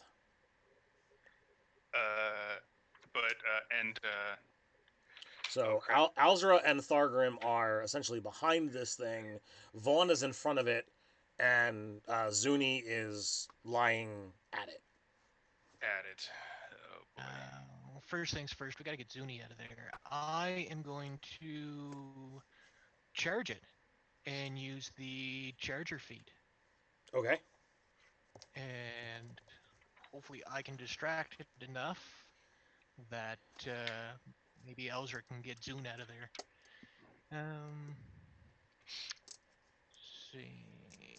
Would I technically be flanking it with Vaughn since he's on the other side? There's no definitive flanking rolls in 5e. What are you looking to try and do? I'm just looking to see if I had advantage or not. Yeah, I'll give you advantage. Alright. I'm like pulling its tail from the other side. Well, you would be at its face. Okay. He's got the tail. That is... Oh, so it's facing the way we were going. Yes, sir. Okay. Okay, that is AC 22 with the maul. Easily hits. And I am, for better or worse, this could be bit bad, fellas. I'm going to use pushing attack, and it has to make a DC 16 strength save. DC 16. Well, actually, first, is the target large or huge? Gargantuan. Oh, never mind. Target is large. Target is large. I would have thought 80 foot long would have kind of given that aspect. Like it's weird. I'm going to use distracting Still strike. skinny though. It takes up a lot of space. So when I hit the creature, next attack against the target by an attacker other than myself has advantage on it. Okay. So the next one of you guys that attack it, you have advantage. And damage is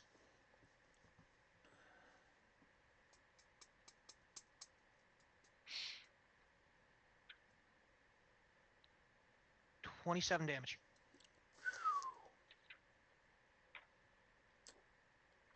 It's a mighty swing there, sir. Yes, that's 10 from the superiority die, 7 from the maul, 4 from strength, and 5 from charging. Not bad. Anyone else doing anything? Is this considered our first round of combat, or No. have we? Was this like kind of like? This is round 5. Oh, I just wasn't sure because this is the first time it came up. I mean, you've already attacked it. Everybody's been doing things, and it's been attacking you guys every round. Okay. Is its head bigger than its body, width-wise? Yes. We're right next to it, right? What was that? In the front, we're 5 feet away from it. You are like 5-10 feet away. Zuni is absolutely 5 feet from it.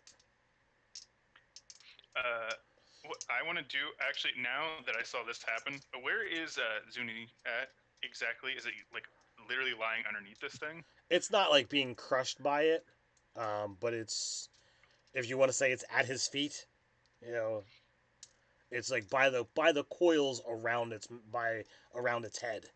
Yeah, basically like came out, knocked me down. Is there a quarter of an inch between him and the monster? Yeah. It's not holding him, you know. If Okay, I'm gonna do Wall of Force again. I'm gonna drop my concentration on the other Wall of Force, and I'm gonna cast it again around the thing's head. So it like basically puts like a giant cage around this thing's head against the ground, and separating Zuni from the thing. Okay. Because I didn't realize I could do this in a cylinder shape. Okay. Of a thing. So I'm basically gonna put a Wall of Force blocking its head. Just enough. He's got a dog cone on. Since this doesn't fully encompass him, does he get a saving throw? No, it's just going around him. But because his head is bigger, I can technically stop it right before, so his head can't get out. Alright, let's see here. Because I just want to separate him and keep his head stuck in this box, basically. You should separate his head from his body. But I can't actually cut his head off. It stops when it gets to a creature. Well, it pushes a creature to the side. If I can't do this, that's fine. But, that's pretty good.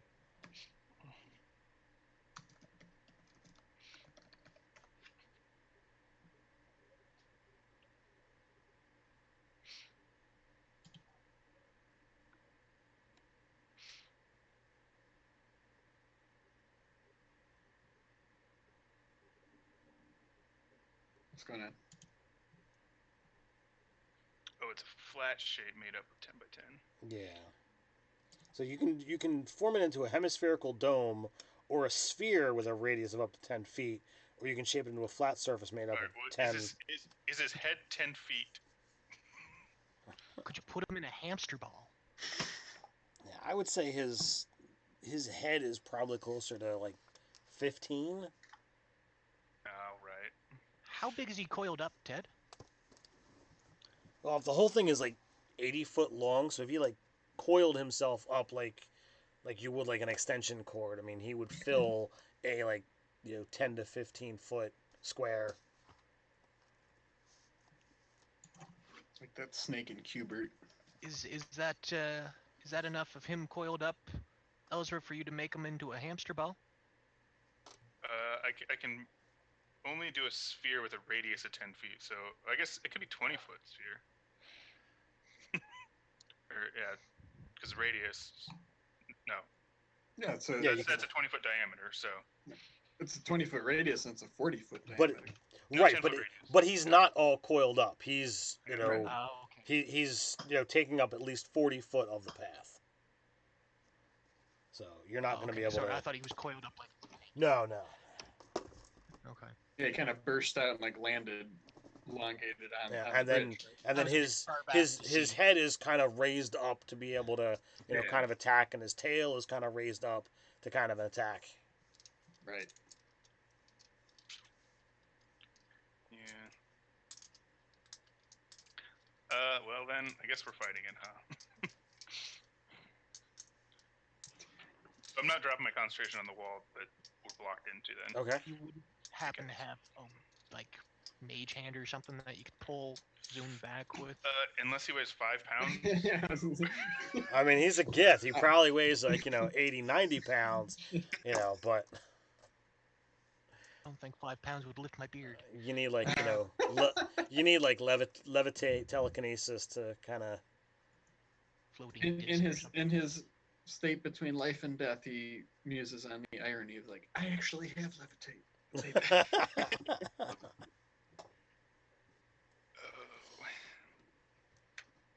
Don't worry about me, friends.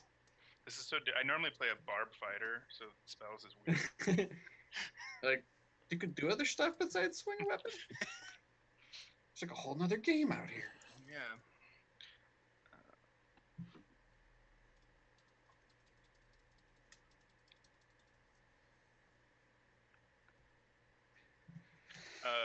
So how wide is this thing, Ted? Like when it in comparison to like the path we're on, like does it almost take up the whole path? Since It takes I got about- the walls. It's Since about I've got walls around it. It can't really go to one side, or it can't fall back into the water right now. right. The path is 20 foot wide. He's taking up half of it.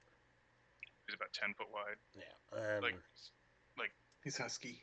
Like generally, if you look in a battle map, he'd take up like 10 foot. yes, so I would say he takes up 10 feet, and he is pressed to the right side.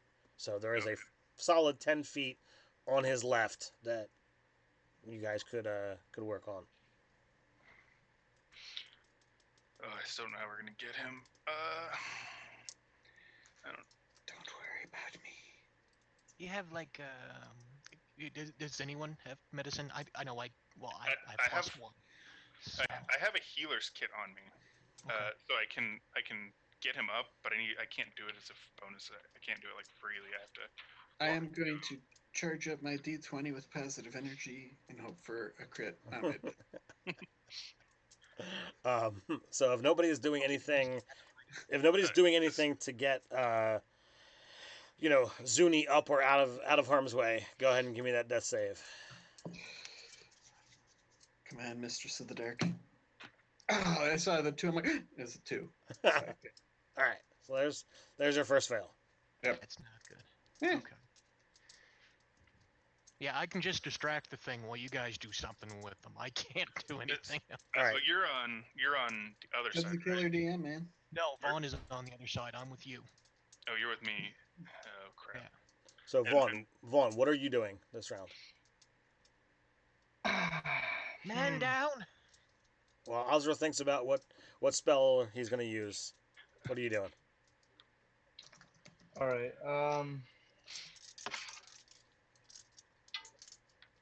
Okay. I have something up my sleeve. Let's see. I am going to. Where is it? Okay. I'm going to use. Wait, I'm in melee range of this thing, right? If you want to be, you were on the edge of it because you were the furthest one out. So All right. I'll say I'm out of melee range. okay. I am going to run towards where I was running to as far as I can without going past 60 feet from who's doing This is round 5. If you do a double move, you are past the edge of the lake. I don't want to do that. I Okay. just want to go 60 feet as far as I can without being too far from who's dying right now? Thargrim, right? No, No, Zuni. No. Zuni, the kid. Zuni's. Sunni. Okay. All right. I'm going to run, and when I'm 60 feet away, I'm going to cast Healing Spirit. Okay. So as a bonus action, I call forth a Nature Spirit. I don't know if you would just want to pull it up for you. Yes, I know what it is. Okay. And I'm going to send it to him. Um, yeah, I'm gonna send it right over him. Okay. So it's 2d6. Roll it up. It's just 1d6. Oh, it's just 1d6? Yeah.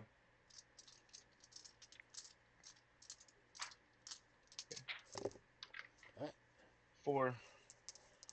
So I get 4 hit points back? yeah. Wait, do I hold on? Yeah. You can. Okay, so I think I roll it, right? Yeah, I roll it. I got a 4. That's 4 more hit points than I had before. I feel good. All right. Since you have not yet acted this round, do you wish to do something? Me? Yeah. Yes, I am going to remain. I'm like right up in its thing, right? Yeah. Yeah, you're laying beside of it. You could give it a kiss should you so desire. Then I am going to. I found something that I can do as bonus action, so I'm going to use my action to disengage, Okay. my move to scramble backwards. I'm not going to get up. I'm just going to scramble back as far as you can. And I use my Alright. bonus action to cast Hound of Ill Omen on this creature that has knocked me down. So I whisper some abyssal tongue, and all of a sudden the shadows sort of like form into this wolf-like creature between me and it, and I will command it to attack. And does it have like summoning sickness? No, that's a Magic the Gathering. Different game. I know. I'm just saying, like, can it just go right now? Oh wait, Yeah. No, you have to tap it first. the hound appears in an unoccupied space within 30 feet of the target, so like right between it and me. Oh, it says roll initiative for the hound. We're doing group initiative, so it functions as part of your group. So then the snarling wolf will deliver my the ill omen curse I cast on this thing, and it will attack. okay. It's a dire wolf, which I pulled up. So I got a 22 to hit. That hits. And is Thargrim right up in melee with it? Yes, he came up then to it it. gets advantage. Maybe I'll get a crit. Nope.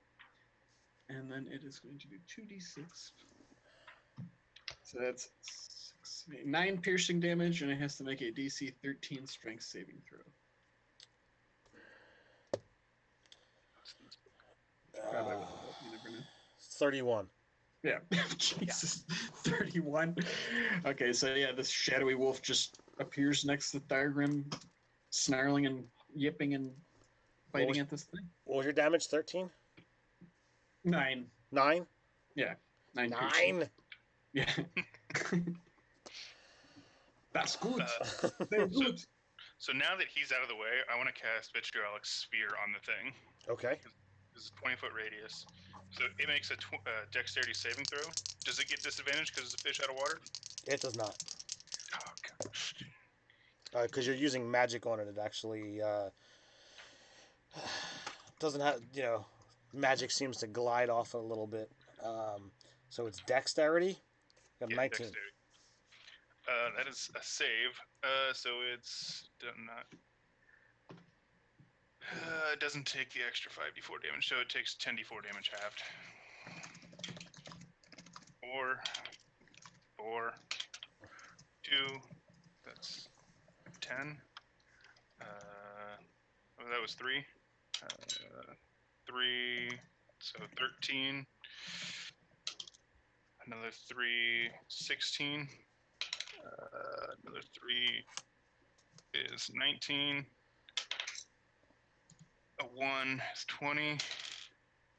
3 is 23. Jeez. 3 is 26. 26. And then one more. Another 1. So 27 halved. So 13. You need to invest in some D4s. Well, I'm not at my normal D&D table. I'm at my kitchen table, so I don't have enough room. You don't have your kitchen dice. Yeah. Yeah, get some more kitchen dice. My table space for rolling dice is very limited here. Well, a easy roller dice tray would, really work out. If you just want That's to shoot actually me what one. I'm using. Well, if you pay attention to our videos upcoming, we're going to be giving away lots of easy roller dice products. So stay tuned. Right. All right. So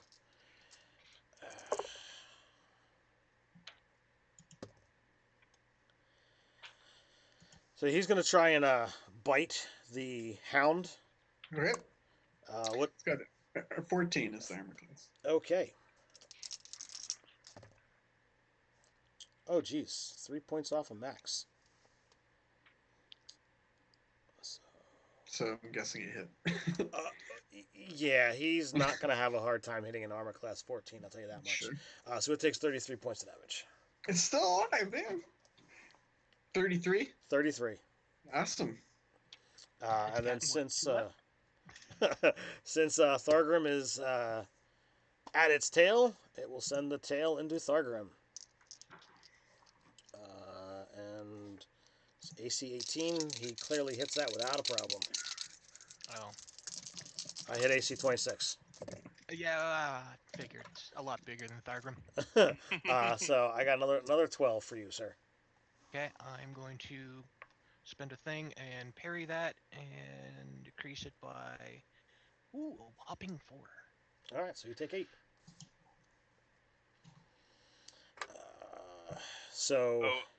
I also move back 30 feet so that I'm farther away from the tail. All right, so you're moving farther back. Away from this creature. So, because I'm at the butt end. Yes. So I don't want to be near the tail if it's flopping around. Wait, so the thing is between me, like us and you? Yes. Oh, okay. So Vaughn is, past the edge of the water. So he is off the land bridge. So me and Thagrim are on one. So it's like me and Thagrim, the thing, No, Alzra, and then no, Vaughn. you are Zuni is 15 feet from the edge of the water. Oh, okay. I thought. Okay. Then there's the creature. Yeah. Immediately past the creature is Thargrim, Oh. and then farther back is, 30 feet farther back is Alzra. Oh, so they're trapped on the bridge between it and the land. Mm-hmm. Yeah. Okay. I had it left. Right. So I'm trying to map this as best as I can. No, you got it. And I'm using numbers on a sheet of paper. Like, all right, where are we at? So I got it. we are back to you guys at the round 6. Okay. It didn't do anything. Oh no, it's it Stabbed me. Oh yeah, I'm sorry. And you parried. I did catch all that. I could attack again. I got no problems. Don't give me any ideas, man. Wait, Well, it's got action surge. Yeah, it's got its legendary action. I'm going to switch over to my axe from the mall, and since you brought it up, I will action search. So I am going to go with 4 attacks on it. Do I still have advantage, Ted? The hound is in one side, and unless there's something that specifically says the hound doesn't threaten, then yeah, I would say so. Nope. Perfect. It's just a dire wolf, except with a couple extra. So first attack is AC 23. Hits. Second attack is AC 16. 16 is gonna miss. Okay. Third attack is 25. 25 hits. And fourth attack. That is 24. All right, that hits. So the second attack, you break off one of the spines, one of the spikes on this thing, but doesn't seem to do anything more than just knock the spike off. Okay. And how many do I have? I got 2 of those left. I better keep those for parry. Okay. That's 8, 12, 16, 28 damage total. 3 attacks and only 28 damage? Yeah, I rolled 4 twice. I'm kind of shocked. You hit, for 27 with 1 attack. Yeah. Problem is I'm rolling really well with skill checks more than I am with damage. Hey man, skill checks are important too. You've done, 2/3 of the damage to this thing that it's taken. So. Yeah. What else? What else is everybody doing? Is he done attacking with his stuff? Yeah. Okay. So I'm gonna, just like last time, I got a little vial with a giant slug in it, and I'm gonna scoop some of its poop out and kind of put it in my hand, roll it up into a ball, and blow on it and cast the same spell, Vitriolic Sphere, as it becomes this giant acid bubble. And that's Dex again, right? Dexterity saving throw, yeah. Nat 20. All right. At least it's a save, not an attack on someone. So I'm using a dice roller app this time. Okay. It was 21, and I forgot because I have Acid Dragon. I should have added my charisma to the first one and this one. So Okay. Well then, give me. This one's 24. And then add the charisma. That's with the charisma. So 24 half for this attack. Okay, so that's 12. How much charisma would you have added? It would have added 2 damage. All right, so it takes 16. Okay. All right, you've crossed into the triple digits. Okay, who's up next? It's however you guys want to do it. So Zuni or Vaughn? I will Go for it, Brian. take a bonus action to well, it's hard to tell how hurt everyone is, so I guess I will heal. I will move this wisp to the closest person that it was at before. So it was at Thargrim when he was. No, you put it it you put it on Zuni. Zuni currently is 15 feet from the creature with 4 hit points. Okay, I'm gonna move it to him. Maximum 30 feet though, so is that gonna go? No, you're just not moving it. It just stays there. Oh, is that thing that heals every turn? Yes. Ooh. So you don't need to move it. It's already there. All right. Let me see. All right, I'll keep it there. Okay. Oh, should I roll now? Yeah, go for it. Thanks, man. How much? It's concentration, so 2. 50% increase of your hit points. Mm-hmm. Still, I'm in it to win it. All right. So what else? What else are you doing? That's it. You're not gonna attack or move or do anything? Let's see, that was a bonus action. How far am I away from the creature? 60 feet. Yeah, I'll go ahead and attack it. So that was a bonus action. I'm going to use 2 attacks. Advantage, right? You aren't in melee with it, so there's no advantage. Sneak attack. Someone is in melee with it, but that doesn't give you advantage. That just means you can sneak. Either way, extra dice. Okay. Okay. Gotcha. Alright.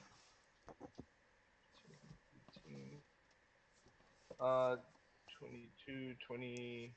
Yeah, that hits. Alright, that is 4, 7. So 7 from the bow, and then is Sneak attack still. I still get the sneak attack if someone's. Yeah, you get sneak. Okay. So let's see. How many sixes? 10th level? Or no, you're 9th level. Let's read that. 2d6. 4 and 1. 5. All right, so total of 16. Total of 14. Yes, I think so.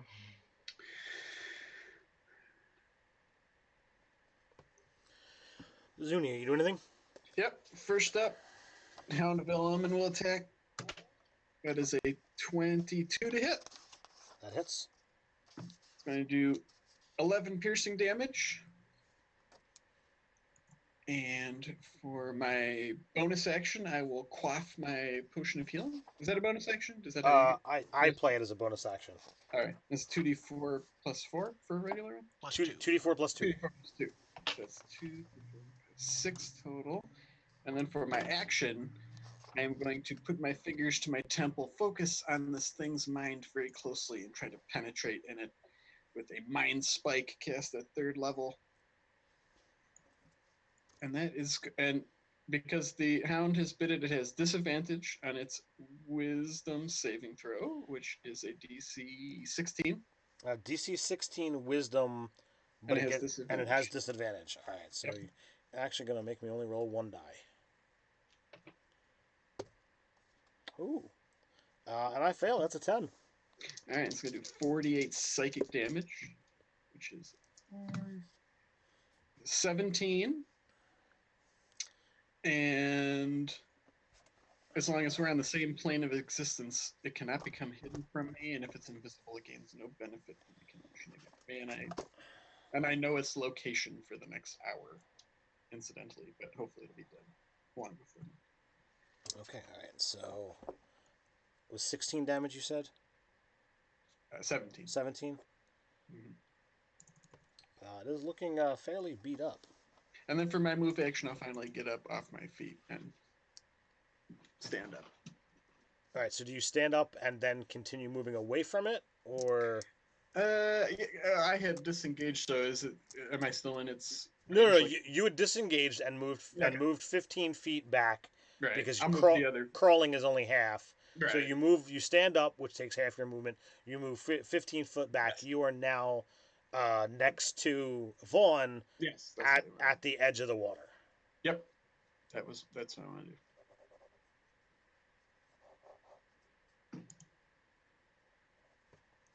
All right, is that everybody?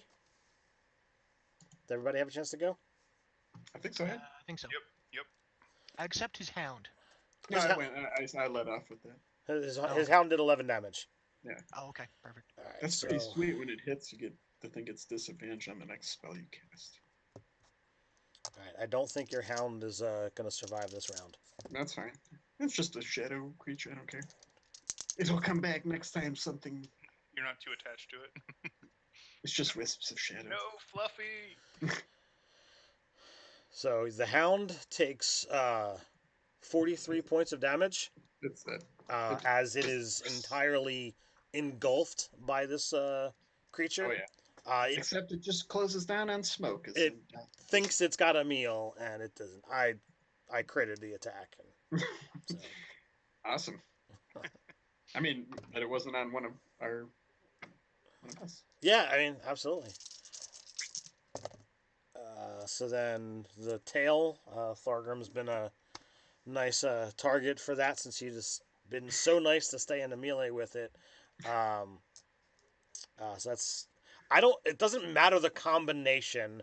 Every time this tail has attacked you, Thorgrim, I've done 12 points of damage. I'll try and parry that again. I am amazed that I keep that. It's like, oh, I've had 6-4-1-1, 4-3-1-2. Like, doesn't matter. Just 12. Well, I deflect 9 of it, so I take 3. That's impressive. Stupid magical snake. Your rope? Oh, the thing. Well, I've got heavy armor master as well, so I would negate another 3. But no, it's a mystical magical face snake.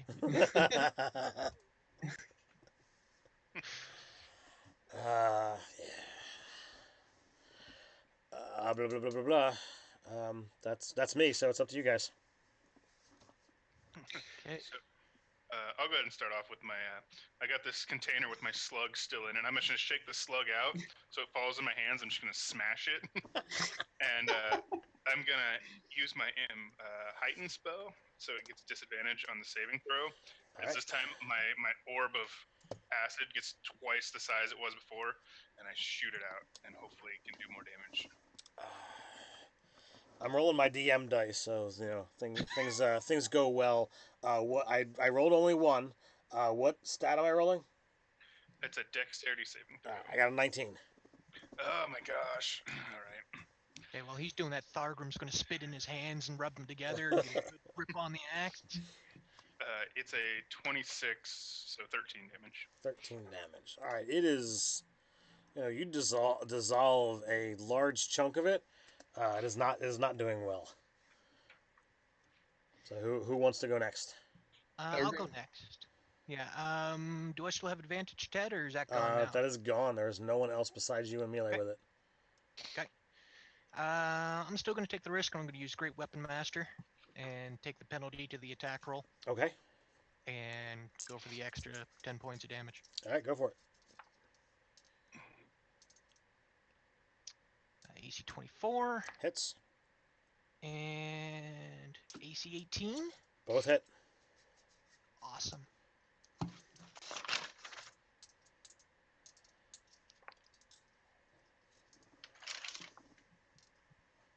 All right. So that is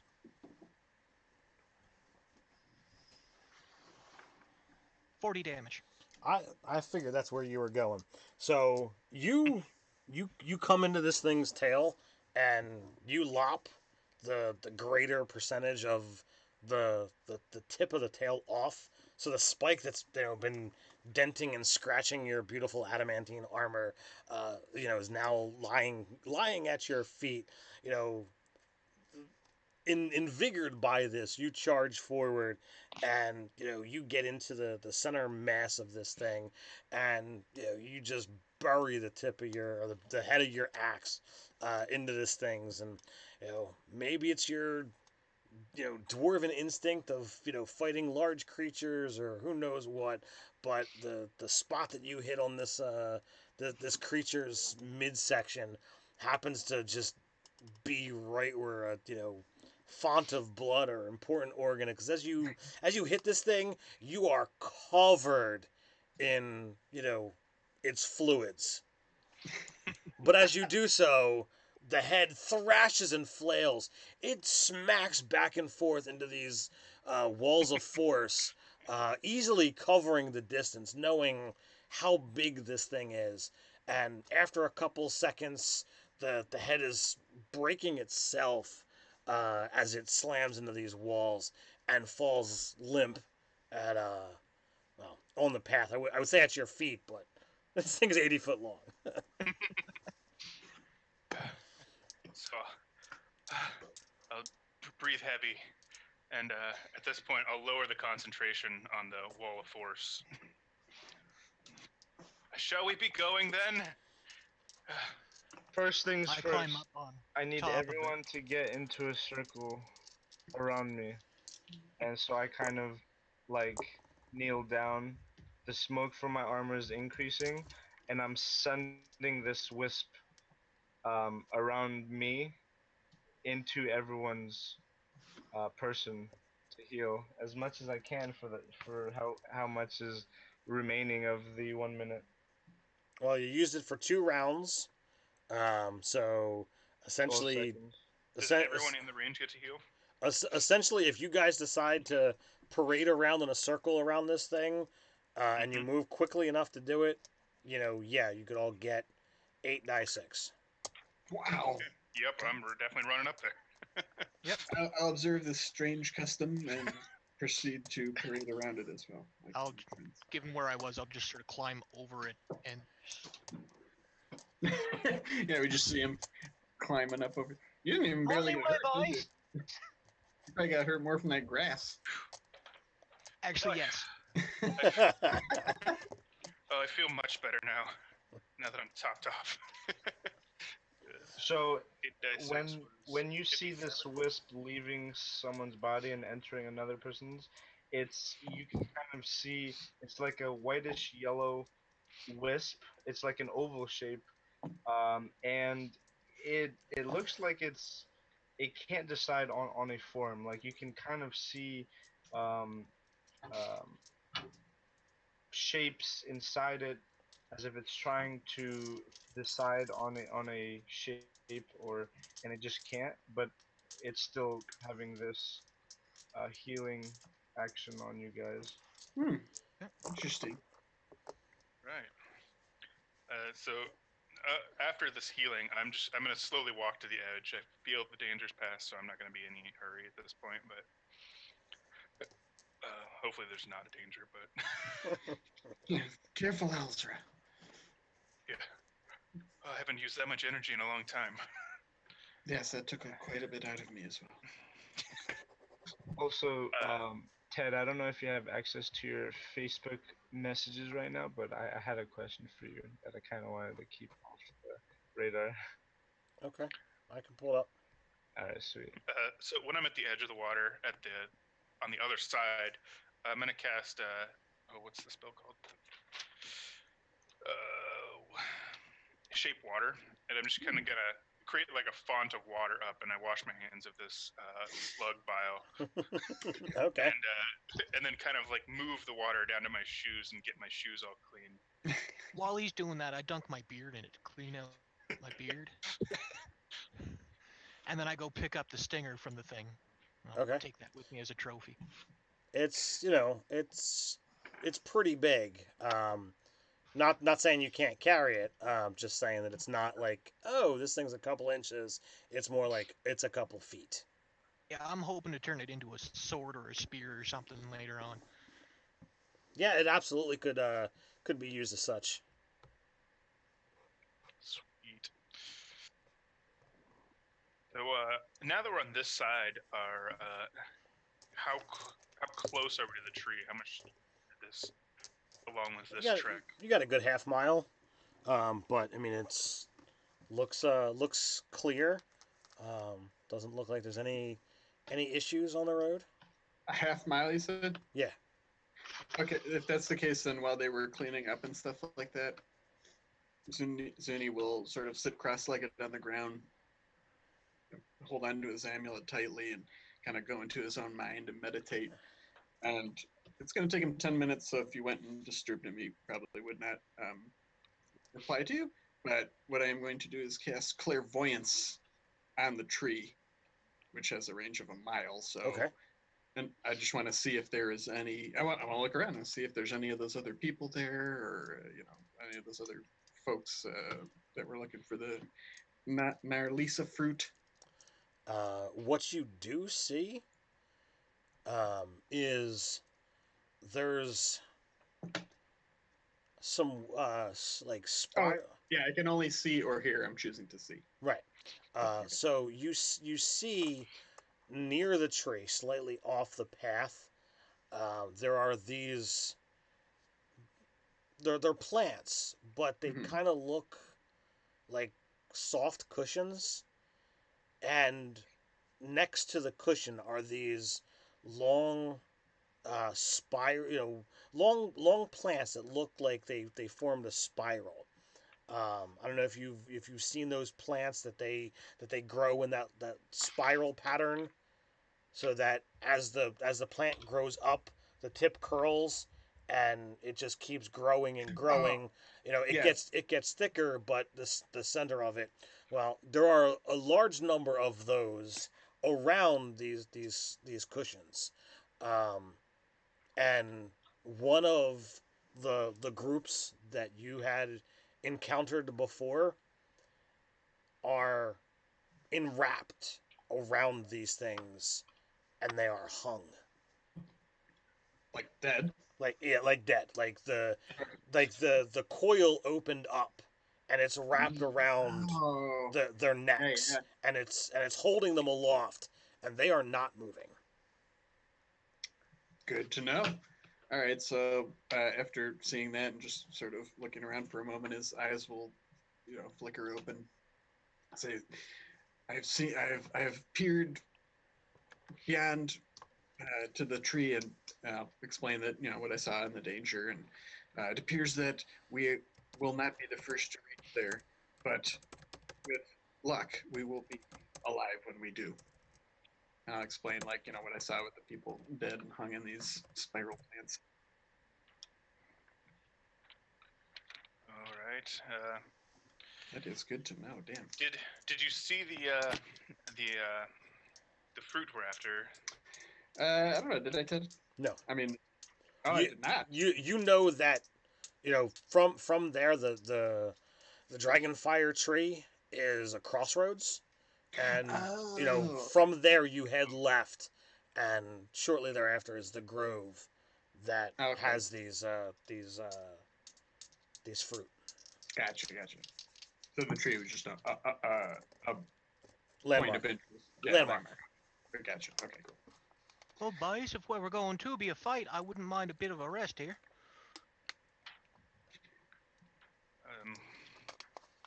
How much? How long should we rest? Oh, just a short one. Cook up a bit of the snake here, get a bite to eat, and get some energy back. I think poor old Zune might still be a bit under the weather, though he always looks under the weather. Yeah, let's say actually, I feel just as fine as I ever do. I'm like out of character. I'm full on health. A short rest would do nothing for me, but I have no problem. Yeah, I mean, I'm the same. I don't get anything from short rest, and I'm at full health now that we had healed. Well, it's not health. Everyone in the YouTube comments were like, "Oh, they're so screwed. They don't have a healer." But we have firepower. Yeah, but that new spell is really good though. I'm not worried about lack of abilities. Has your back. There are loads of people who complain about that spell, but I'm like, look, if I pushed harder, I could have dropped two of you guys. It's just like that spell's not gonna do enough healing. It's an after combat thing that you can get the most out of it. So, and it's not better than what's the cleric healing word? Beacon of hope. No, the one that heals a whole group of people. Oh, prayer healing. Prayer healing. I mean, it takes 10 minutes to cast, but that's when you're going to get the best effect out of this one. Also, is when you're out of combat. So. Yeah. What level is that one? It's a second level spell. Oh, okay. Yeah, but it's 10-minute cast time and 2d8. Yeah. So do you need to rest? I do to get my abilities back. Okay. One maneuver. I'll rest with you. So, yeah, I mean, if you need to, I'm not gonna press on without you. If you want to take a rest, that's fine. Awesome. ooh.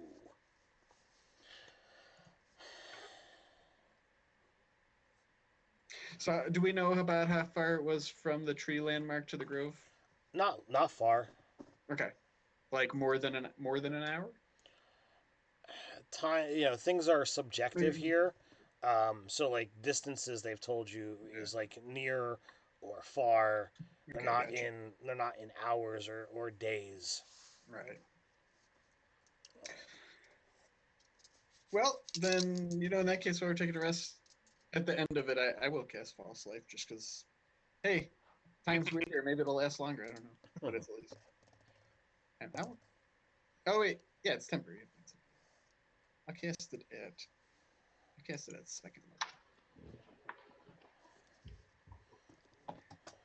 level. Max, I get 13 temp hit points.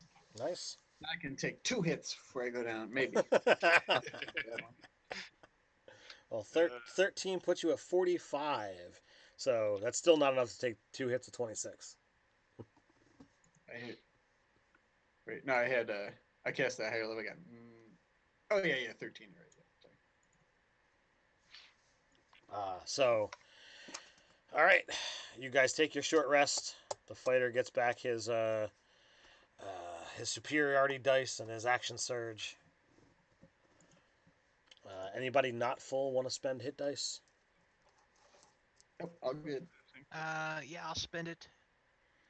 And I'll spend 1. And get 12 back. Nice. So that leaves me at 92 after the healing spirit. So I'm 2 off from max.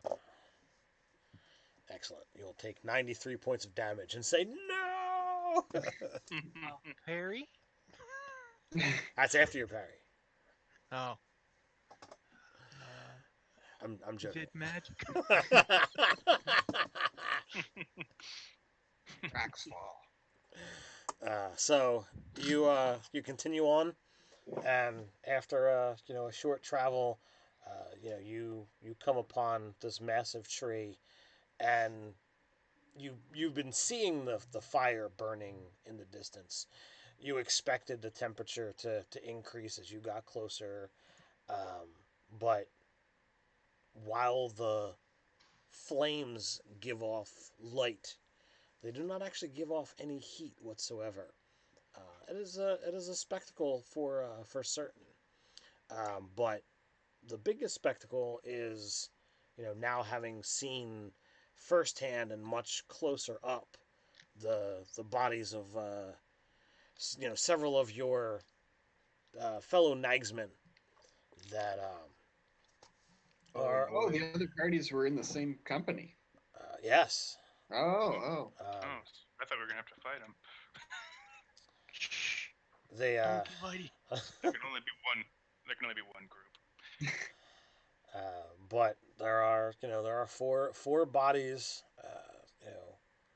gaunt and dead by hours, if not more so, and they are clearly 20 foot off the path, and yeah.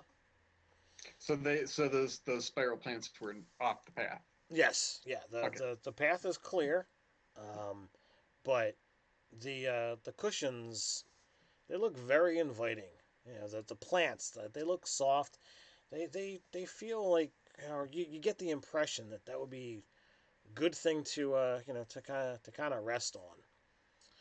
So as Can this I insight check the plants?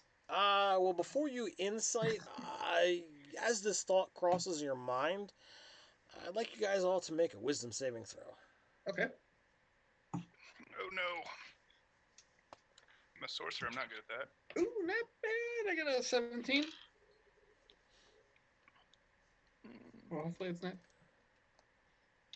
I also have a 17. 14. I'm at a whole whopping 13. What did you get, Vaughn? 14. 14? All right, Oh so wait, mine's actually 14 because my luck stone. Forgot about that again. all right, so Zuni and Thargrim, you're like, well, there's bodies hanging off there. That's not such a good idea to step off the path. Thargrim, you've already stepped off the path and didn't like what wound up transpiring. But Alzra and Vaughn, you're like, yeah, those do look comfy. And you begin to walk in that direction. Thargrim and Zuni, would you like to do anything about that? Yeah, I'm okay. gonna belly flop on them. So you can attempt to stop one. Okay. Each of you. So So we got like one action before they get there. essentially, And so we're getting the sense that like we resisted something. yeah, like you feel like it's kind of a charm. No, boys, that's a bad idea, and I'm going to jump on Elzra. All right, so you attempt to stop Elzra. Um, so how are you jumping on him? Are you trying to grapple him? How are you doing this? Basically like a frog splash on top of him, just full 400 pounds of dwarven armor, just sort of dropped on him. I'm not a big person. Okay, I'm gonna say this is an attack roll then. Okay. And since he's walking away from you, you're gonna have advantage. Oh, I don't need it. Oh, okay. Same number either way. That's 24. All right. So you said you're diving on top of him. So I'm gonna say that's a D6 point of damage. Yeah, that's understandable. Full plate. Yeah, okay. Do you want me to roll that or? Yeah, go ahead and roll. Anybody roll it. Feel free. All right, I got a 1. All right, so I you got go a with that. 6. No. so you take a point of damage and are driven to the ground as your head conks the dirt. Go ahead and make a wisdom save with advantage. Oh gosh. And Zuni, what are you doing? I'm going to cast Levitate on Vaughn and try to like psionically pull him up off the ground and keep it. Does he get a saving throw?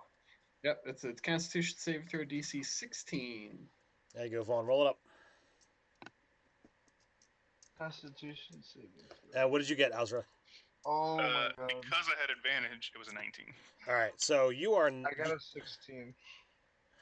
So you are knocked out of your, out of your senses, and you come to and realize with this dwarf on you, what was I doing? Vaughn, you are currently floating in the air. No, Why are he you on me? passed it. You said 17.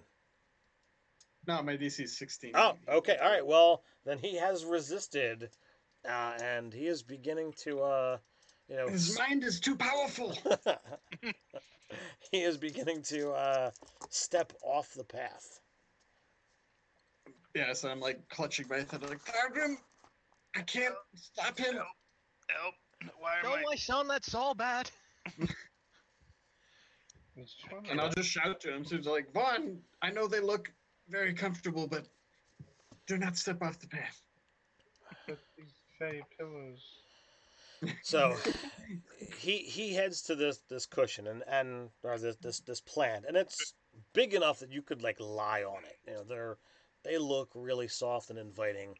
And as his foot steps off the path, these giant spiraling plants, one of them lashes out and snares at Vaughn. You take 18 points of damage. Woo! And I need a strength save. Okay, good thing I'm proficient with strength. There's danger, my son, that's bad. Sorry, not a strength save, athletics or acrobatics. So grapple check. Okay. We'll do acrobatics for a. Is he 18. aware of his surroundings now that this thing's trying to strangle him? No, he still wants to get to the plant. Okay. But after 18. this, he's going to get a new save. As I see this happening, I'm going to say, Alzra, is it okay to defend ourselves against the environment? Yeah, don't let him die. Okay, then I know what I'm going to do. I don't know if I'm going to roll it. Telegram, are you still on me? No, I'm getting up off you. Well, he was thinking about having a snuggle party, but Should we roll initiative or anything? Trying to make sure he's not. let's see what happens with this check first. I got an Okay. 18. 18. All right, so you resist as this thing attempts to wrap around your neck. You pull off and get it off. So go ahead and give me a new wisdom save with advantage.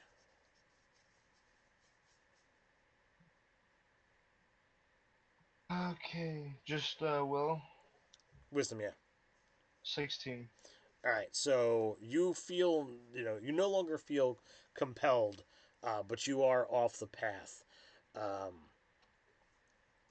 I came to my senses and I'm sprinting towards the path.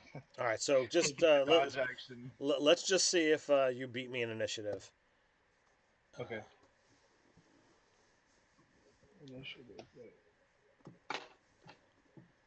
I have, let's see, 20 initiative. All right, so you were able to get off the path before this thing attempts to lash out at you, and thus you're out of range. So you are good.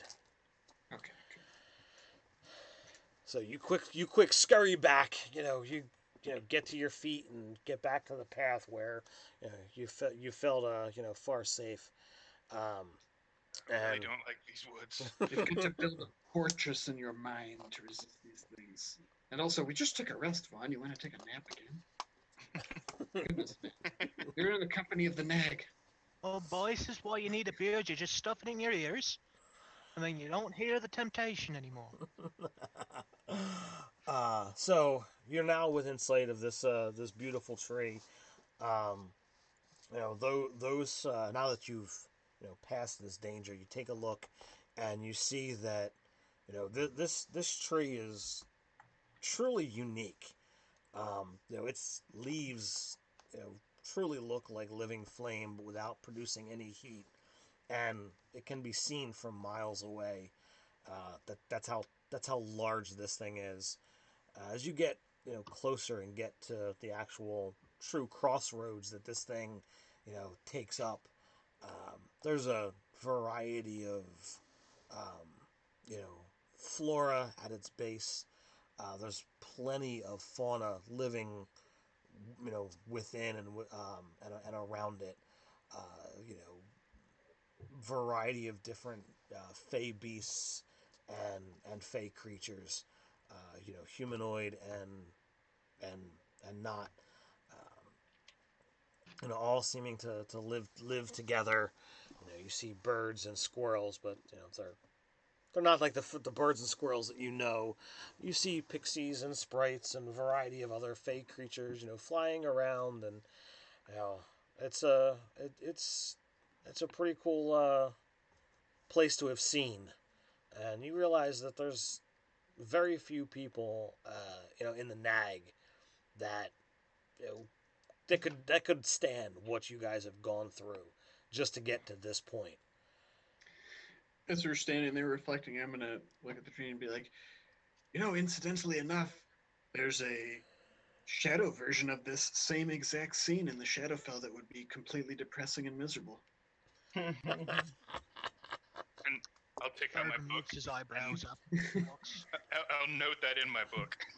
Uh, Perhaps for you know, another my day. son, For all the beauty here, it's completely devoid of it. so Alzra, who likes to document everything, like you realize that you could spend hours, if not days, here, documenting and cataloging, and you know it's you realize you have a decision to make. You can go on with the mission and try to get to this plant or plants before the time runs out, or you could totally give in to your sages documenting nature and just stay right here. What do you do? boy, my son, we have to be going on with the mission. Don't make me sit on you again. Uh, it is in this scene. Is the fruit we're looking for here, or is it No, somewhere else? it's Okay. you have to take the path to the left, and it's near. It's as far as the Yeah. directions go. So I finished detailing this in my book, and I'll snap it shut and put it back in my bag and stand back up. I suppose you're right. We do have a job to do. Well, it reminds me of the tree old Butch Whittleston used to have up at his place there. One day he up and set the forward a little too hot, and up it went just like that. So we take the path to the left. So about 10 minutes down the road, it kind of snakes a little bit and kind of descends quickly. This tree seems to be at the top of a hill, so everything off is heading down and away. Um, but you, as you kind of wind around a path, you start to smell a god awful stench. Hmm. You know, Thorgrim starts, taking his beard and using it to cover his nose. Um, you're trying to do everything you can to, like, okay, well, we have to keep going, but the smell is awful. But Hmm. it's just like when Mortimer took his boots off. Oi. Is it any discernible scent that try Just to puzzle out? Do you want to make a nature check? Sure. 18. I mean, it doesn't smell like rotting flesh or any familiar awful smell that you've had before or that Mhm. you've smelled. There's rotting flesh. There's things from the sea that have gone sour. Uh, Okay. doesn't smell like food that's gone to waste. It's something new. It's something that you've never experienced. And as you kind of wind around this bend, there opens up. You see a half a dozen trees with these burgundy fruit with brightly colored yellow and orange leaves coming off of them. Mm-hmm. We found it. So you guys have been told that these things are incredibly powerful and incredibly valuable. You were asked to bring back as many as you can. As you Mm-hmm.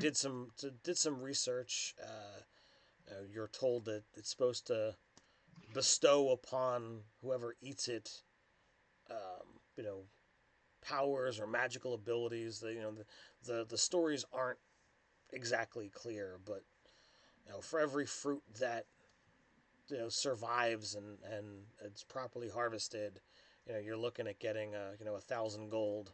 Wow. You know, and they probably are going to sell for more than that if that's your cut. And Nyarlan had indicated that it was okay to safely harvest them. Mm-hmm. Well, Okay. um, does do did we get information on how to harvest these, or is it kind of just It's hope we do it right it's thing? it's just a snip. There's nothing Okay. there's Nope. nothing special about that part. Okay. Um, Gotcha. I didn't mean to mislead you with the properly No, harvested line. no problem. I thought that's what you meant. I just wanted to. I couldn't remember if you mentioned Sure. something. So we For just. my sons, I've got a sack. If somebody wants to do the snipping, I don't have a green thumb. I have a bit of a black thumb. Yeah, I'll go up and try and snip one off. All While right. he. So are you just taking everything that's there? Are you pulling out doing a compare How and many were contrast? Did How we many were we sent for? did we establish As that many as these we are could. perfectly ripe? Yeah, I was gonna say they said what Vaughn said. They had mentioned to make sure that's like. How do they look? How do they look to us? There are a total of 25 that um, are close in color. 6 of them look to be too dark. We probably shouldn't take the dark ones. No. Um, And we have that thing that is an example of one, so we could kind of like compare it to the. yeah, Do they? and They can don't I? continue to become ripe or change in color after we pick them, right? They spoil quickly. Yeah. I do want to do one thing. It's more just a precaution. When I get up to one of these, the ones that look ripe, I just want to cast Identify, just to Okay. make sure this is the correct fruit. I know we have a model, but I want to make sure this is the fruit that we're after. So it is. Are you casting as per ritual, or are you casting as a No, I'll spell cast slot? it as a spell slot, just Okay. a first level. So you cast Identify, and this is indeed um, a Narlissa fruit, and as you consume it, you know, should you consume an entire fruit, it can bolster health, it can bolster the mind, and it can bolster knowledge, and it is kind of Your eyebrows. it's a conscious choice as you do so. So as you consume it, you must think about what you wish it to bestow upon you. Hmm. Yeah, I'll relay that information to everybody as I kind of magically gathering this information on this fruit. Okay. And So mechanically, it essentially is like a feat. You can get a +2 to a stat, or you can get a feat. I For can see each what's so valuable. fruit. Yes. so we could eat all the fruits. There's 4 of us and 16 good fruit. 19 good fruit. Oh, There were well, 25, and six that you are claiming are too dark. I'm of a mind that we should complete the contract that we were hired to do. I agree. Right, you are, boy. We do have a contract to do. Wouldn't look good on the nag if we ate it all. Yes. And plainer law is a very strict thing. And so with that, I'll just snip the first one that I identified Okay. and put it in the bag. All right. You put in the bag. All right, so there's no check involved or anything. No, I mean it's. I mean, as long I'm as kind of like biting my nails as he's snipping that one. Like, World's gonna blow up. I'm gonna I hesitated start slightly before that snipping first ones clip. that are close in color that we should be snipping. All right, Thargrim so- has no idea what's going on because the bag's up too high near the jaw. So he's just assuming it's going well. all right. So, well, unless somebody wants to do something special, you're able to successfully get down the 19 that that are there. Do all of you assist in some way, shape, or form, or are you allowing Alzra to harvest them all? I'm I holding back. harvest one, but as he's harvesting the rest, I want to stand watch and look around us. yeah, and I'm actually been wary of doing anything to plant life here since my encounter earlier. So, Okay. So Alzra's harvesting, Thargrim's holding the bag, and essentially the other two are watching. yeah, Okay. And if there's time, I want to also do some primeval awareness, natural explorer type stuff. Spend a minute to see if there's any humanoids around, tracks, sounds, scents. So over the process, um,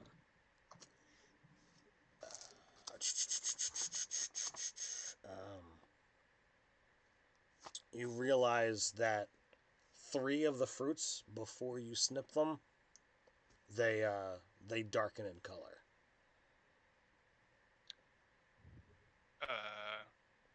As they darken, I don't cut them. Okay.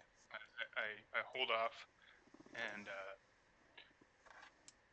if was it like a slow darken or like an instantaneous? It did come on pretty quick. Before how many? I'll check the bag just to see if any of the other ones I harvested before that first one. See if any of the ones in the bag have darkened since. No, the other 16 are fine.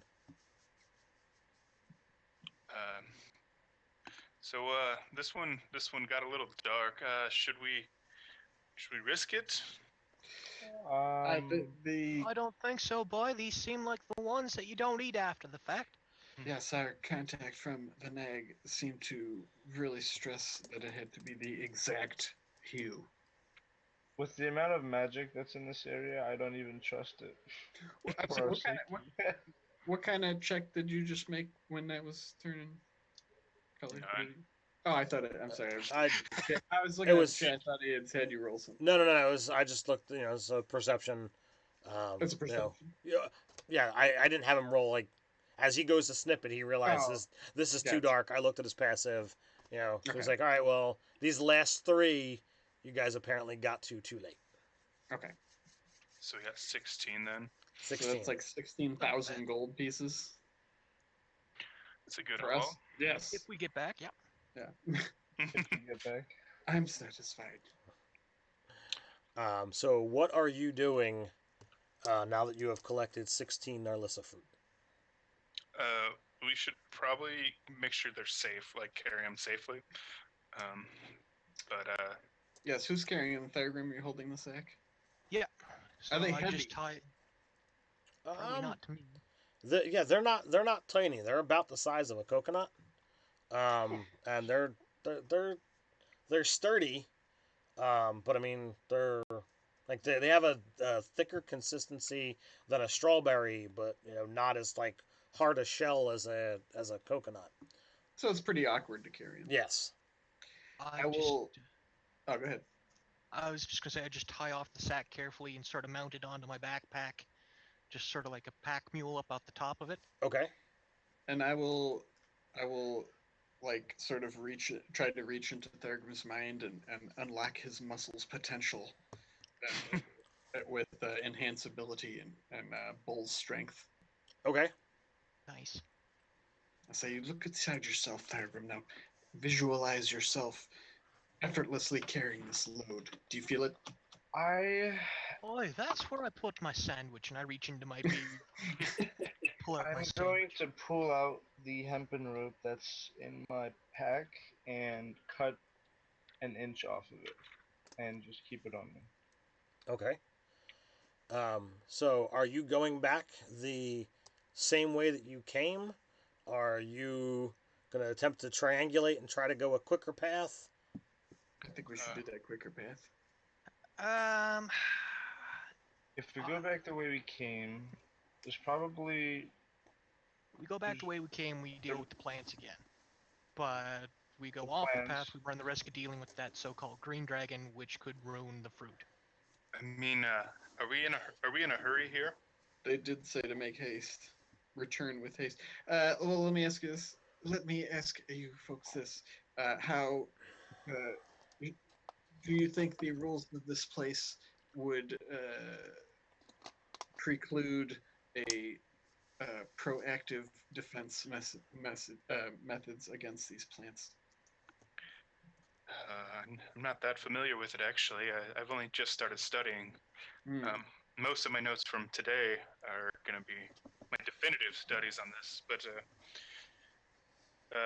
can I roll like a knowledge or arcane or something to see if something in the Feywild might come after us for taking these? It depends upon what proactive he's talking about. Like, Oh, no, should I fireball the path? That's one thing. Should I, do something else that's gonna make a difference? Yeah, I meant the plants that had strangled the people and or attempted to charm us. So like, what do you mean by? I was gonna cast blight on them. Yeah, that might not be a good idea. Okay. That might anger them a bit. That's. Well, I didn't know if it was like they're an aggressive species, so it's okay. Well, I say we just go on as normal, boys. We've already been where we're at. We may as well go back to where we've been to. And we'd be all right that way, I do think. We already know they're going to try and make us go sleepy boy. I agree. That makes sense. Yeah. I actually have an idea for if we go back the way we came from, and that would also be a good idea to go back the way we came from. There's less enemies. There is less traps that we haven't seen yet. That's true. And don't forget about the dragon. And the pointy grass. Also true. Yes. At least we'll know what lies ahead if we return the same path. That's a good point. So as you head back to the crossroads, you have your minds, set of okay, I've got a mission here. There's no need to rest, and you don't even feel any compulsion towards those sleeping cushions. You just keep moving on. Maybe they only can affect you once. Maybe they can only affect you once a day. You aren't sure, but at least for now, you're able to trudge on and keep your path going. You get to the water's edge after traveling away from the tree. Imagine you slow down and are looking cautious just in case another one of these serpents show up. you kind of carefully crawl over the body, make haste across, but your careful planning was needless as you make it past the water. You kind of take a moment to look back of, dear Lord, that thing is huge and it tried to eat us, but not today. I wanna take another inch off of my long length of rope and keep it on me. Okay. All right, we can continue. So you continue you continue on and you make it you travel for a couple hours, kind of make it to the spot where you heard the giggling.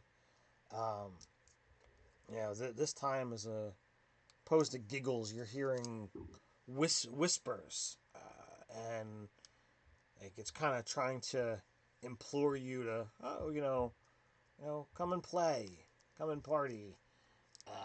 And the thought of ale and food, and I've done a lot. I could really get Eh, get a chance for a rest, we but have good berries. but the group pulls together, and you push forward, and you resist as a whole, Uh, this mental intrusion. yeah, as we're hurrying past, I'm gonna try to mimic that same voice again, because with my actor feed, except I'm gonna speak in a bit Oh, you should laugh at them. and say, Oh, "Leave us be, ye creatures. We're on a mission from our lord. The mistress of the dark does not wait On the for other us." hand, Thargrim's like, they're not completely wrong, boys. And I just take a drink from my flask because I'm going. So you make it back to the pit. Uh, now you have a question of, are you climbing down the pit, going across and climbing up? Are you going to the right side, which now has the grass that Thargrim walked through? Are you going to the left side where there's Grass is not these good. flower pods? No, I actually reached in my bag, my little component pouch, and I just like whoosh like this, diamond dust, as a wall of force just covers it, ooh. Oh, so we can walk across it? so we can walk across it. Nice. Well done. So you walk across the pit confidently, and you stride across, getting past yet another danger, and you continue walking, and about another hour or two, you come upon the trees that um, Zunizara had carved the sigil upon, and that you're home free. I'm like, "Hey, look. It's that symbol I carved earlier." Right, Yeah. you up, me son. Let's just keep going. We don't need to pay double reparation. You hear a congratulations and a safe travel again in that soft voice. Um, as you continue on, an hour passes, and you find yourselves yet again at this bizarrely grown pair of oak trees that branches only go up, and the trunk twists in this spiraling pattern and grows half of an archway until it meets its you know compatriot, its counterpart to this portal, back towards the prime and out of the Feywild.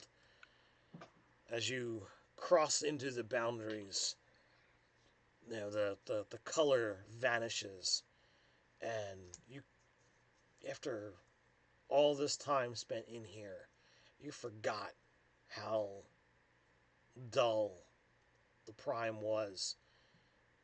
It seems, even though it's been not even a full day, it seems like you've been gone a lot longer. Just by the sheer monotony of what's out there. I mean, come on. What's 3 or 4 shades of green in comparison to the hundreds of hues from where you were, let alone all the brilliant colors of blue and yellow and purple and red. Ah, There we are, boys. Back just like a nice, bright, colourful cave it is. From here, you know that there are 3 days travel. Question is, do you push on and deal with exhaustion um, over the 3 days? You know, knowing that you could get up to 2 levels of exhaustion or more by pressing on, or do you rest each night? Oh, this- how does the fruit look after like the first day? You know, like Do getting you around the time when we would have stopped. do you examine them now? Yes. You realize that in the travel and Mhm. in the packaging on top of it of Thargrim, 3 of them have been damaged. And as you open the bag, make a Constitution saving All right. My specialty. throw. 13. You vomit hard at the smell that comes out from this pack. The oh, fruit oh dear. We is should. going bad. I'll take my cloak and I'll wrap it around my head, and then I'll reach in and try and feel for the rotten ones Right. and So, try and take those out. all right, you can take the 3 of them out, but you are going to need a con save as well. Yep. Do I get anything for putting my face in a wrap? We'll see. It's actually pretty good. It's a 18 plus 2 plus All 1, so 21. All right, so you managed to keep down your lunch as you chuck the 3, and you kind of take them and you hurl them, and Back in the portal. Thargrim and Vaughn, you get a whiff of it, and it's like, oh my god, what on earth makes such a horrid Oh, smell? that was the smell that we smelled earlier. It's these things going rotten. Mm-hmm. We should probably make haste then. Why, somebody left my lunch out in the sun. Yeah, I vote for making haste. So yeah, we'll push it for the first day, at least. I'm gonna try and pack a blanket around the sack. Try and cushion it a bit more. All right. So you push on, and you come back into town, day and a half later. You currently have 3 levels of exhaustion from not sleeping. Your eyes are barely open as you just continue to trudge and trudge and trudge. Um, I do love the sight of a city, but I can't wait for an inn. You just have to have a rigorous mind. so But yes, I'm very tired. Keep lifting my eyebrows to see where I'm going at this point. So I'm so just kind of like robotically like putting one foot in front of the other at this point.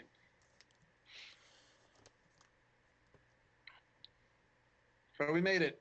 so the half elf commander Veskram that you report to, uh, he asks how things went. You recount your tale. You hand over the fruit. I warn him though about the ones that might have gone bad and the smell and the vomiting and all that. He waves his hand, and a little bit of magic seems to coalesce around his face, and you see his nostrils seal up. Oh, interesting. And I need to get that one. And we'll report on he said we counted our tails and say the people that had died. you find out that 2 more over the last day and a half expired, but there are 11 fruit that made it safe, undamaged, and are in in proper ripeness. Nice. So that is 11,000 gold that is divided amongst the four of you as you see 27, fit. baby. And you have successfully ventured into the Feywild. And I am super shocked that somehow 32 hit points on a sorcerer wasn't just dead. I'm glad I got that common item as my potion and that healing spirit, and also kept me alive, man. So I hope Yeah, you. got Sheer will. Get the right will. I hope you guys had fun. Yeah, man. Um, Thank you. this that went grass was brutal. this went longer than I was fully planning, but I mean I don't ever tend to do super short, so I hope you guys had fun. I hope you guys out there who were watching were able to bear through the technical difficulties, and I'm gonna have to figure something out to be able to stream again because this sucks. So, you guys, till next time, stay nerdy.